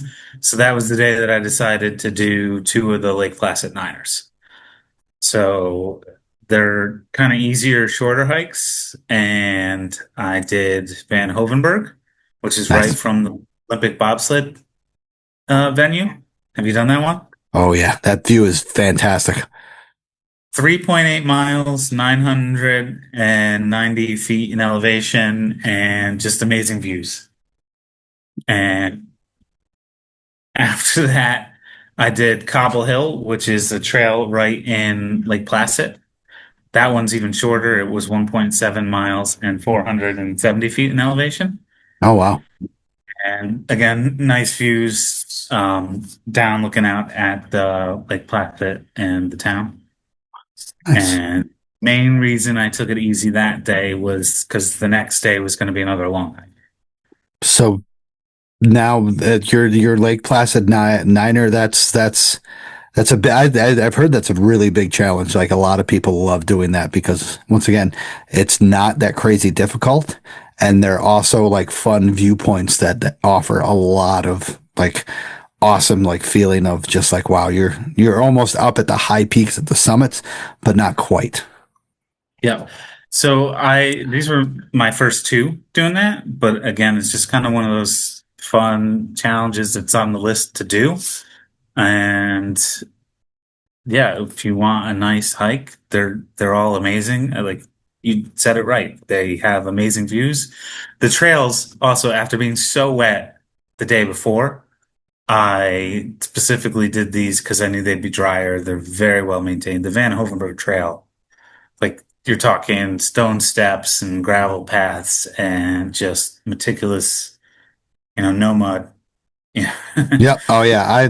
We we went there. God, I don't even remember when we went there. 2015, and they were just starting to put that stuff in, and it was great. And I remember when I was up there, they had like bags. The helicopter had brought down bags of materials and stuff. I forgot what it was for. I think it was for the hike. That they put stone down and stuff like that. It was crazy. There was like 12 bags brought in by helicopter up top on there. It was cool. Have you ever hiked Bear Mountain? In down in the Hudson Valley? Yeah. No, I haven't. It reminds me of that because like that trail crew did like an amazing job building steps and you had them on the Jolly Rovers. Yeah, and like a lot of people don't appreciate like they're just like, oh, this isn't hiking. I feel more like in this urban area and stuff like that. But you gotta admit, like sometimes this number one is a crowded area, so it helps, and it gets people up there that would never like be able to see this shit. Like There were so many people on that trail and seniors and it was really, really nice. that's awesome. So I love that. Once again, Catskill Falls, people will be like, it's too crowded and stuff, but some persons say that in their lifetime, their greatest thing that they saw was a 250-foot waterfall in the Catskills. I will be like, that's awesome. Glad you got to enjoy it. So let's move on. Now you're on to day 3. This is the big day. So why is this the big day? it's one of the big days. I mean, yeah, you fucking had like 5 big days. Jesus. So Tuesday night, Eric was able to join me. He drove up that day after work. And Wednesday, we tackled Habasa, which is Haystack, Basin, and Saddleback. And a lot of people have probably heard about this. I thought it was the most fun. Ah. It's 18.3 miles, 5,574 feet in elevation. This hike took us 9.5 hours. So it took you shorter to do Habasa than it did Marcy, Skylight, Gray, and Colin. Yeah, because it was Impressive. 2.5 miles less. Yeah, but still, like it's how much feet of it's like 2,000 more feet of elevation gain though. No, this one was 800 feet less. Oh, okay, 800. Sorry, and wow, but still, I've heard horror stories about Habasa. Yeah, so Haystack is the first one everybody does because it's just the furthest away, and then you're kind of walking back to the car. And that is it's incredible. It's kind of got a false summit. It's Little Haystack and then Haystack. Yep. And as you get to Little Haystack, it's open summit. It's one of the peaks you can see from Marcy. And it was just beautiful up there. And it's kind of fun scrambles, nothing super challenging. Thankfully, the rocks were dry. The trail was wet the whole way getting up. Eric, unfortunately, got soaked feet before, and we were 3 miles in and his feet were soaked. So that kind of sucked. But it got pretty windy up there, but that's the first peak and it was stunning. Then you go down into Snowbird Campground and up into Basin. And Basin is another beautiful peak. It's not as open at the summit. I actually found this to be the most challenging peak of the day because the backside, when you start to descend, it just had more shade, so the stone was still wet. I just posted a video today of one of the sections where I had to butt slide a little bit. I saw that. I was wondering when that was. That looked fucking scary. Like that looked a little crazy.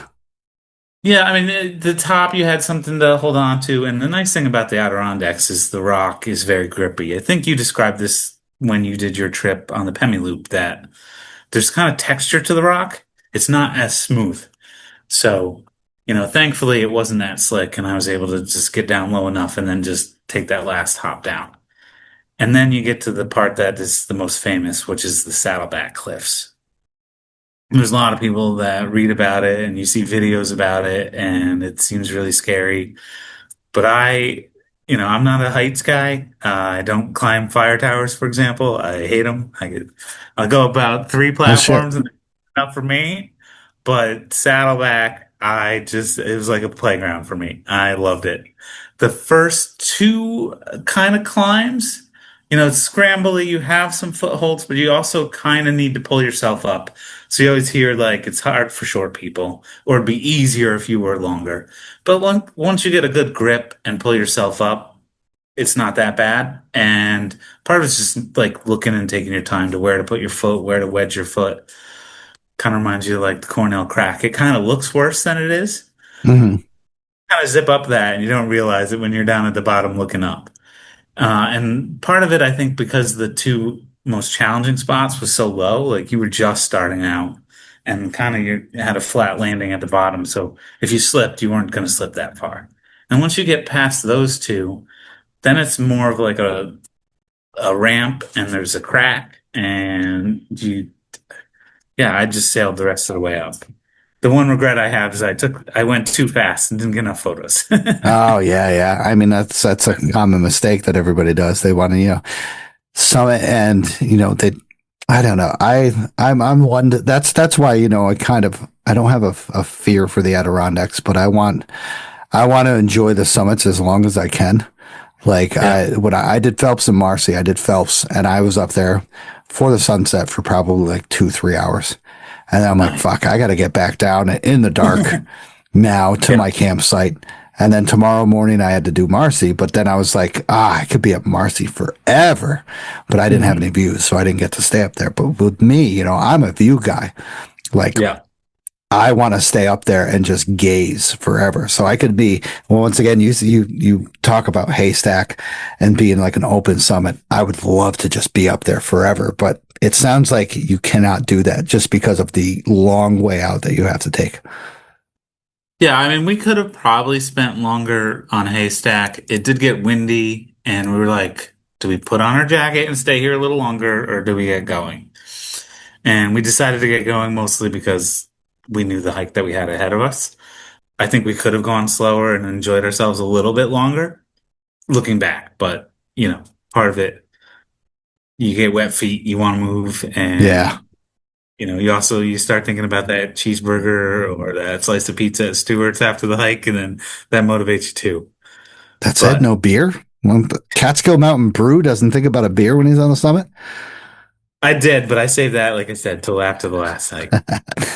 So now, once you go back down, you gone off Saddleback. How's the hike out from Saddleback? Down from Saddleback was really cool. You go down a slide, which I had not realized when I first looked at the hike, but they have a staircase. Oh, nice. It's not like the staircases on the backside of slide. It's like the steps are half that distance. So you're just kind of stepping down, and it's just a safe way to get down that slide and amazing views. And then when you get back to where like the JBL Lodge is, then it just starts the march out. And Eric and I had met a guy, Johnny, who was up doing the same hike. And we just kept hip hopping each other because like he'd hop ahead and then he'd take a rest and then we'd hike past. And then we'd stop, take a snack, and then he'd hike it. And by the time we got to that point, we just started hiking out together and talking about food and stuff. So that was kind of nice. So what is the march out? How long was that? Is this my kind of think of like, 3 to 4 miles of just flat shit? See, I don't want to deal with that. It's 4 miles. It did suck. It was the death march. We were just talking, like I said, we talked about food the whole way. And you feel like Uh, zombies. yeah, I mean, it wasn't that bad. We were kind of reminiscing about the hike and talking about other things, and it was nice having somebody there to talk about the next day and what we wanted to do and what other peaks Johnny had done and where he was and lots of talking about food. But yeah, when you get to the car, you're excited to see the car. Yeah. Now, after that, what do you, we should have talked about this earlier, but we'll talk about it afterwards. So now, we're on day 4, right? Yep, that was day 3. Day 4, we had on the schedule a rest day or possibly a hike if we were feeling really good. And I think Eric wishes we took a rest day here, but when I asked him about it at breakfast, he said, I don't want to sit in the cabin all day. I want some peaks. So we looked at the list of what he had and what I had, and we decided to go and do Lower Wolf Jaw and Upper Wolf Jaw. The positive of that is that it was a little bit shorter. This was 13.2 miles and only 3,948 feet in elevation. This one took us 7 hours. The downside is to get to the start of the climb and the end of the climb was the same trail we had done the day before. Oh, whoa. And these reminded me of the Catskill hikes. You don't have the open summits. You kind of have really cool scrambles. The hike up was beautiful because you're kind of going up the side of the trail. It was this beautiful stream. But yeah, I think Eric was disappointed that on a rest day he chose to do 2 peaks that didn't have amazing views. Was this the day that you had like fog and stuff like that, or? That was the next day. Oh, that was the next day. Oh man, that's you kind of hope for that when you don't have amazing views, you get one of those days. Yeah, we actually talked about we wished we had flipped these two. Because the next day we did the Dick's Range. And that was an amazing hike. Have you ever hiked the 6? Have you done the 6? Yes. Yeah. Oh yeah. Yeah. A while ago. Yeah. It reminds you of that. The first hike is kind of similar. I actually think it's harder going up Friday than going up Macomb. But it's 15.7 miles, 5,900 feet in elevation. This hike took us 9.5 hours, so the same as Habasa. We were a little slower this day because it was wet. But Macomb, you actually hike up a slide, which is Nice. really Those cool. are fun. Yeah. This was not a scary, like not just a rock slide. It had, or not a rock slab. It had a bunch of loose rock and kind of sand in the slide. So it was actually not that slick. They warn you that you kind of got to be careful that you're not just looking down at your feet because somebody might send a rock down tumbling after you. But when we went up it, we were completely alone. And then you do South Dix, Grace, Ho, and Dix. And it's kind of like, I say it's like the 6 because you get up and then you're hopping. You do that kind of sawtooth up and back and up and back. But this day was the day that unfortunately was cloudy because I heard that there are some amazing views, but we got to see some of the cool rocks and the cool features, but we didn't have any views that day. And it was very wet. It had rained. Thankfully, the thunderstorm stayed away. But a lot of it's bushwhack, which it's even more herd pathy up there than in the Catskills. But this was kind of more of an overgrown path, and you have a lot of mud when you're on the ridge. So if you're hopping from side to side of the trail just to stay out of the pond, and you kind of hop in the edges, then you're brushing against all the vegetation. So you're getting wetter and wetter. Your shoes were soggy. Yeah, I don't think you're kind of influencing me not to go up there, man, unless it's 100% beautiful weather. I mean, I'll still hike in the cat. Not beautiful either, but I will redo this hike. I can't wait to redo this hike. Joanne needs to do this hike. Okay. Like I can't. I'll do it with you. Let me know where Let you're me going. let me know, and I will find a place to stay with you up there. I will not do these crazy people do down in New York City is drive 5.5 hours in the morning and start the day of the hike they drove. That's insane. I want a Yeah. good night's sleep. I want a good breakfast, and then I'll start the hike. We did this on Friday, and there was actually only two other groups of two out on the trail the whole day. And normally this one's a hard one to do just because you got to get to the parking lot so early. There's only like 10 spaces in this parking lot. Oh no shit. Yeah, that's Got there. tough. There was only four cars. So what a lot of people actually do is they'll go up Friday just to get a parking spot and they'll go in and they'll camp in. So then you don't have to do the whole 15.7 miles in one day. But just a beautiful hike. Some amazing trails. And yeah, I can't wait to do it again. Cool. I'm looking forward to it. So now we're on to day 5, and this is Yeah. the hike of all the famous people from Yes. Instagram. Yeah. So day 5, we did Cliff and Redfield. That hike was 20.4 miles, 4,540 feet of elevation, and it took us 13.5 Wow. hours. So when we were planning this trip, I knew I was going up, and I had told a couple people. One of the people I told was Joanne, and Joanne had told me that there was a plan. Her, Sean, Total Catskill, and Shayna, Shay 315, were planning to hike Cliff and Red. It's a bushwhack, no herd path. There's some muddy bogs. It's kind of famous for being one of the harder Adirondack hikes. And I said, well, I'll be up there and be happy to join you. And Sean and Joanne didn't make it, just other things. But other people did. So I got to hike and meet Todd Bold and Katie Henderson Hikes and Jeff Jotz and Orla. Wow. So This fills my heart. Would you say this was brought together by the podcast or no? I was saying that I think I definitely met all these people and learned about them on Instagram, partly from the show and just the tags. And the actual meeting on the hike was part just knowing and wanting to hike with these people and part Joanne. Sweet. But yeah, we talked about it when we got all together. Like, we all got to tag the show. And they're like, yeah, we do. And Good. so heartfelt about how it got I us all do. together.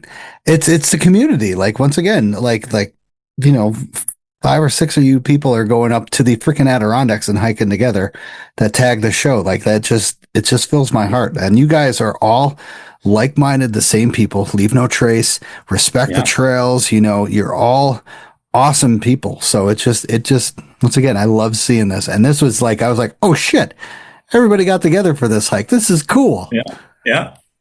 So the night before, Todd and Katie and Jeff had hiked in to one of the lean-tos, Oh, nice. stayed on the stream right near Colden Dam. That's where the Thunderbox was. And me and Eric were obviously hiking the day before, and we met Shayna at the trailhead, and we hiked into them. And Katie had texted Shayna that night saying which lean-to they were at, so we met them at the lean-to. And I mean, it was a stunning spot. Like, just like 2 minutes down from the lean-to, this is like you just walk out to this stone beach on the side of the Opalescence River, and they were like sunbathing and chilling on the river, waiting. And then yeah, we did, from there we hiked as the group. We decided to do Redfield first because it's the furthest and it's the highest. The way out, you go again past Colden Dam and some amazing waterfalls and swimming holes. And then you get to the trailhead, and the whole way up, you're kind of hiking on either like a rock trail on the side of the stream, or there's parts where the trail kind of goes right into the stream. And I always joke kind of, I think like the trail planners decided that the least erosive trail is to just be in a stream bed where it's already eroded. So there's a lot of Correct. hiking Adirondacks where you're just going up stream beds, like the skylights like that. And it was a long ascent, it's just straight up. If you've ever seen the profile, it's like a pin needle. Nice. But that was cool because we were together, hanging out, taking lots of photos, chilling with the dogs, stopping and taking some water breaks, and seeing some cool people. Like we met a lady that was doing her Adirondack grid. I met Wow. a trail guide from Onward Guides who does trail hikes in the Adirondacks. And I followed him on Instagram for years. It was kind of cool bumping into him. And there's just spots where you're walking up and all of a sudden you turn around and you just see Colden and the slides on Colden. And you go up a little bit more and the angles change and you look back through the opening of the river and there's Marcy. And, that was kind of cool for me because that was like the last hike of the trip, seeing all the peaks that I had hiked on the first day of my trip. So I was seeing the views off in the distance of Colden, Marcy, Gray, and Skylight. And from the summit, there's not like an amazing view at the summit itself. We go a little bit past and you go through these little bushes and you just walk out and there's this open view to the south and straight ahead of you is Allen, which Allen is another one of the 46ers and it's one of the most remote mountains. And you can just kind of see it from this trail.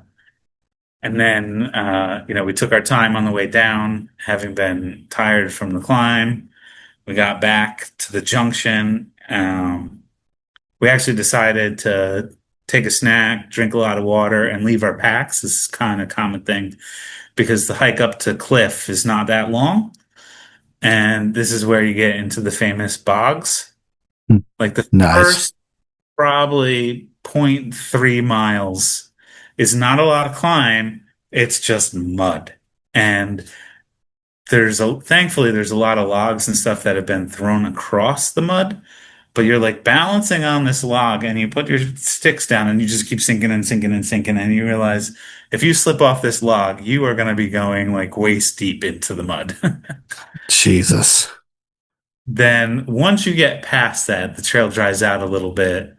And then you start getting into some rock scrambles and some kind of cool cliffs. And, it was just, we all had a lot more fun in that section. So the scrambles kind of reminded you like the Catskills.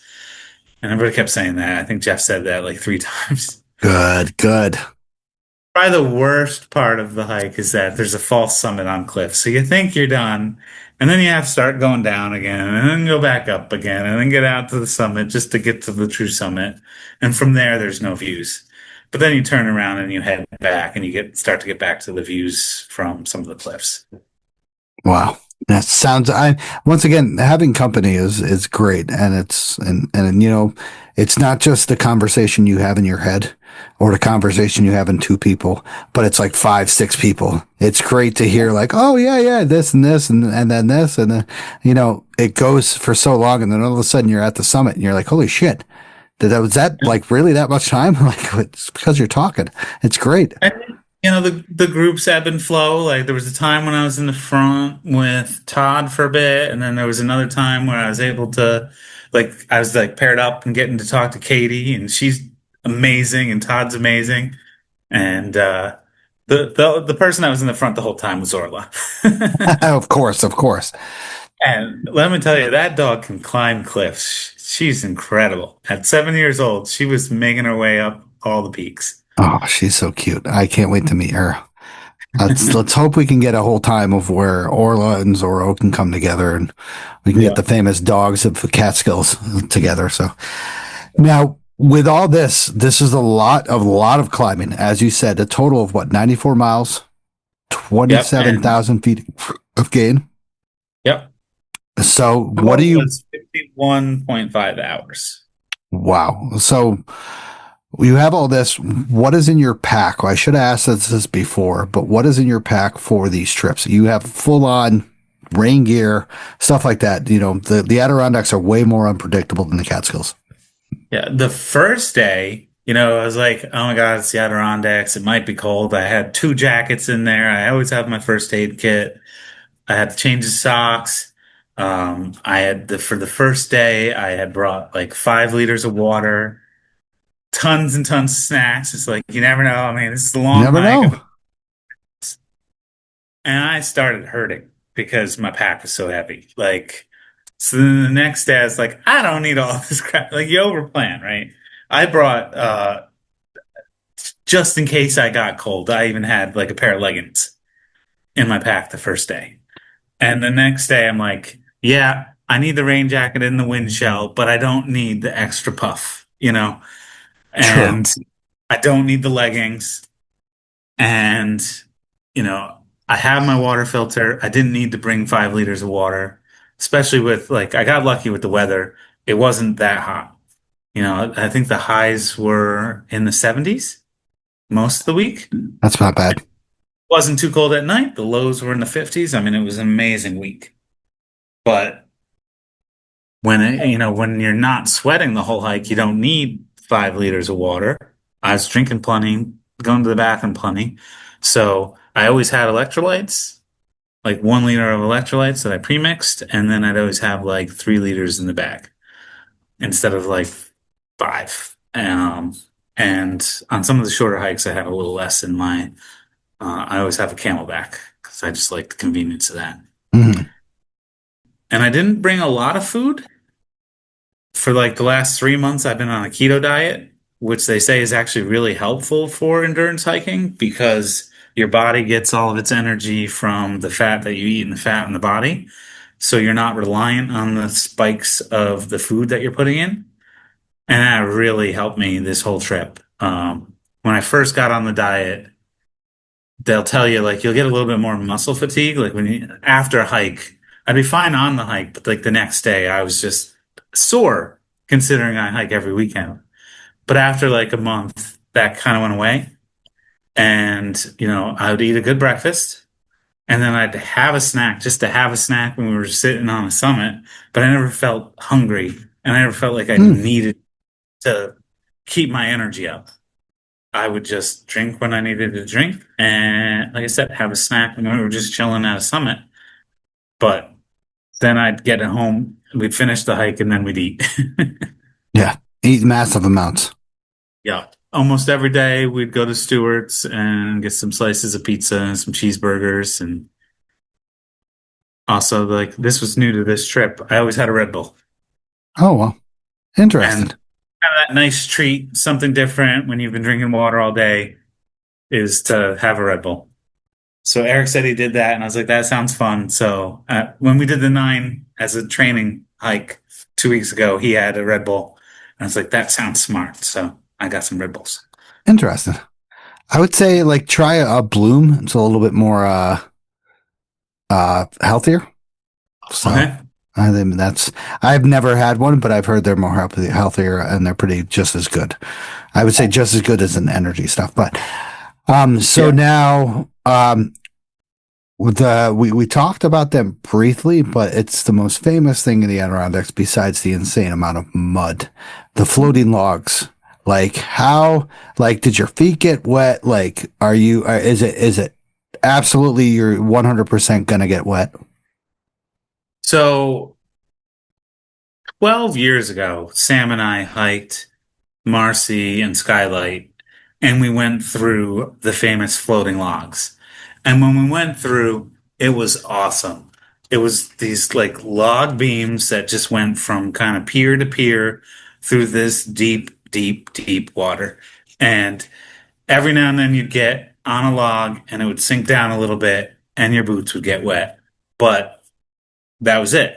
Last year, when I went through there, you get to where the logs should have been, and all the logs have been washed out. So what I did last year, like you see where the ribbons are and where the trail markers are and where you're supposed to go straight through. And no joke, when we were on Cliff and Red, one of the people we ran into was a family that was doing it, and they joked about how they had come in the lodge side instead of the upper work side, and the mother had fallen off the logs and went shoulder deep. Whoa, shit! With the backpack on and such. Yeah, and she's tall. Ah, I'm telling you, this would be over my head, the water. Um, so last year, like you can see where they all washed out to the side, and I didn't know another way around, so I just like literally ran and jumped from one log to the other, and it started sinking because it was no longer supported by a pier because it had been washed out, and I went like knee deep. And what I heard is if you stick to the like this year when I was going, I heard if you stick to the right side, it's a lot better. So right as if you're going out from the lodge. And that's kind of the side where all the logs wash to. And now they're kind of planted in the mud over on that side. So you're able to like just balance on the logs. And there's one or two that like if you test them with the poles, you'll see that they're not solid, they're still going to sink. But I was actually able to get through there on Monday without sinking into the water. I've heard uh, unbelievable stories, seen unbelievable videos about that area. It's kind of a rite of passage. And like Shayna said this in our group chat where we were talking about the hikes and the planet and the red and cliff. So you got to go through there at some point. It's kind of cool. True, true. It's an experience. Yeah. Yeah. I wish So they'd maintain the logs like they were 12 years ago, though, because it's just cool to be out in the middle of this. It's almost like a lake. It feels like you're on a big pond or a lake, and you're just walking across the trail that's maintained through the lake. that's crazy. That's something else. See, it makes me want to go out there, but then I don't want to get my boots wet or something like that, and just have the rest of the hike.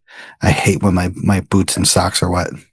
I definitely think you can get through it now, staying to the right. And some people will just plan to get wet and take their boots off. And again, I think the lady she slipped, and that's why she got, shoulder high.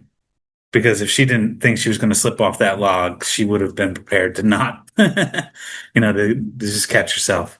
I Yeah. think it's, you know, So it's with fun.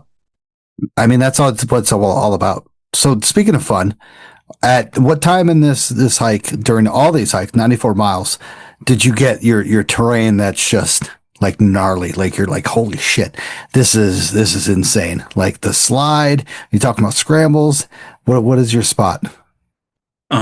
My favorite spot on the whole trip was the Saddleback Cliffs. Like I said, they were just so much fun. Again, it's just like a playground to me.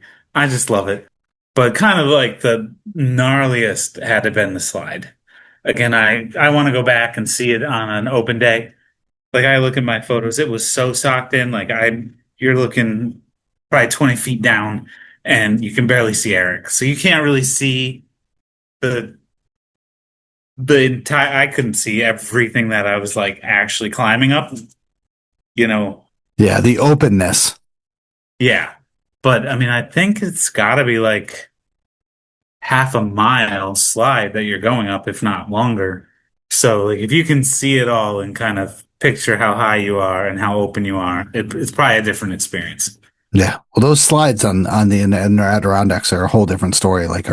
I've heard, so many people hike those slides and they're fun. A lot of them are safe once again, because, they offer different grip and such like that, that you have more of a stability than you do kind of like on your spots of, like you say, you're hiking up Marcy where it's just kind of flat rock going up and you can slip and fall and like hit your head. These are a little bit more grippy and more reliable somewhat.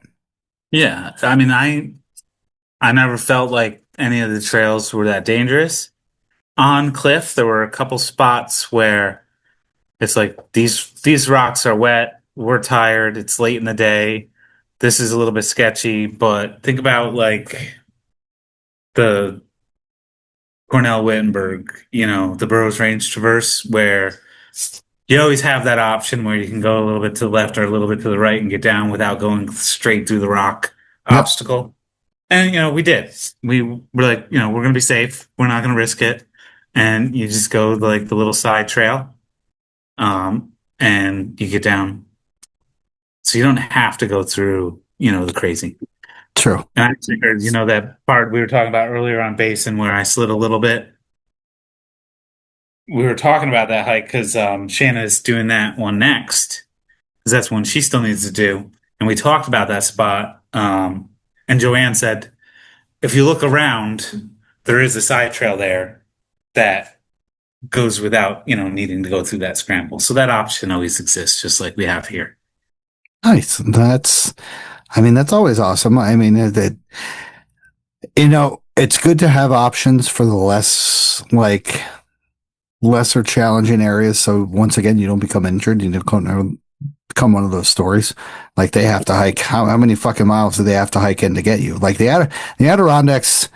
That's one of the things that I have to say sucks is for rescues because they have brutal terrain to battle. They have the weather and they have distances. Like it's not like somebody gets injured a mile in on a hike up to, Devil's Path, 2 miles in.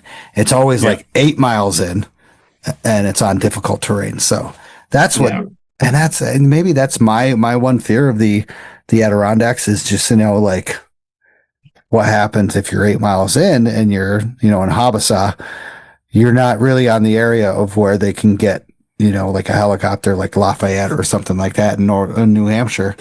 Like it's tough. Yeah.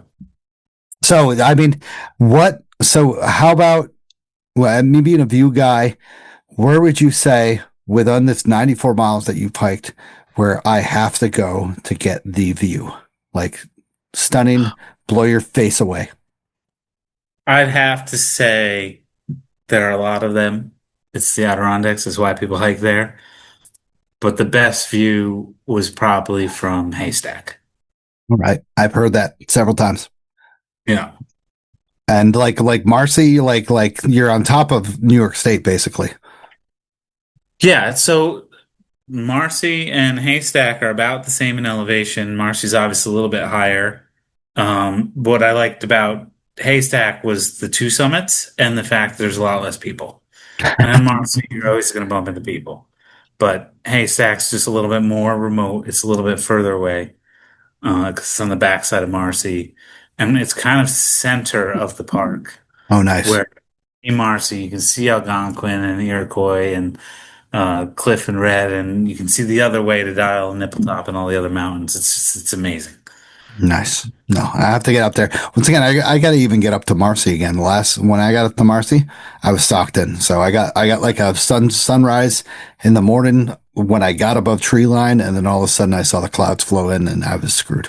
I think on my post, I'm like, Stosh, when are you going to join me?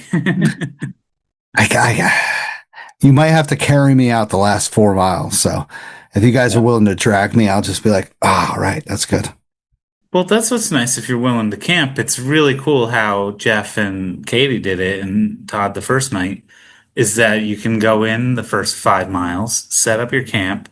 It's pretty flat those first 5 miles, so you're not carrying your tent, or if you're going to a shelter, even better, you're not carrying that weight the whole hike. And you just take a day pack and then you can stay there the next night like Jeff and Katie did. So then they broke a 20-mile hike up into 5, 10, and 5. Yeah. So makes it a lot easier. And, your legs are refreshed and you're ready to go. Yeah. And that's what I did with Marcy is I hiked in to just below Phelps. I camped, did Phelps, went back to Marcy, packed out, which was awesome. I had a great time. It's just, those, once again, like you said, sometimes those marches out for 4 miles. I like camping and stuff, but to do it like for days and to not have a juicy double cheeseburger with some hard cider is going to kill me. And that's why I love New Hampshire and stuff. New Hampshire is a replica of the Catskills, but like double with open summits. Yep. And the Catskills are the Adirondacks. Listen, I had a great time on Phelps and Marcy. Phenomenal. Going up Phelps was crazy because of the goddamn mud. It was insane. But, I had a phenomenal time and a phenomenal view. I was blown away. So I'm looking to get back up there. It's just, I need to take the time off like you did, like maybe a week and just pound this stuff out. But I don't know if I have the fucking knees that you do. You have some like steel knees. What the hell is wrong with you? I think I've been training for this. I knew it was coming. I did some bigger hikes here in the Catskills, like the 9 and like the Spruce and Straight Shot where you go over West Hill, Sherrill, North Dome. It's a good and you're place. just able to build up some mileage and some distance and some elevation. And I like going for the week because I like being there in the week and not on the weekends. Like that's the reason I don't like the Adirondacks is the people. Like I Yep. like the Catskills because like we don't have a lot of people. I like the Adirondacks when I'm there in the middle of the week where I might see 10 or 15 people instead of hundreds of people. I mean, we got lucky when we hiked Saturday was Cliff and Red, which just aren't very popular, but we saw so many more people on that hike than the whole rest of the week. Wow. It's kind of insane how many people, but that's why I like to do the week trips. But I mean, it's an amazing place, and I hope people do as they are this summer. It's great seeing how many Catskill hikers are going up there just to spend a weekend or a little longer and getting some of the peaks in. Correct. And don't forget about the podcast of the Catskills. All right. Let's not Yeah, forget.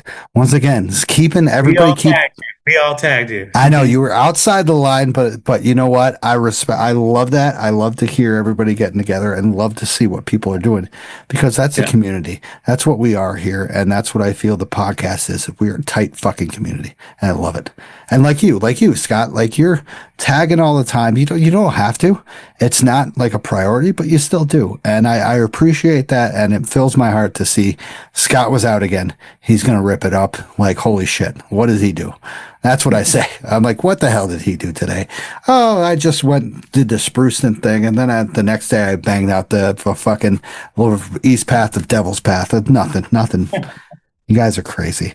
So now, like with this, are you still going to keep going up in the Adirondacks? What's next on the list? Do you have something going on? Yeah, so we skipped that question. It's like, when did you start planning this? Oh yeah. Sorry.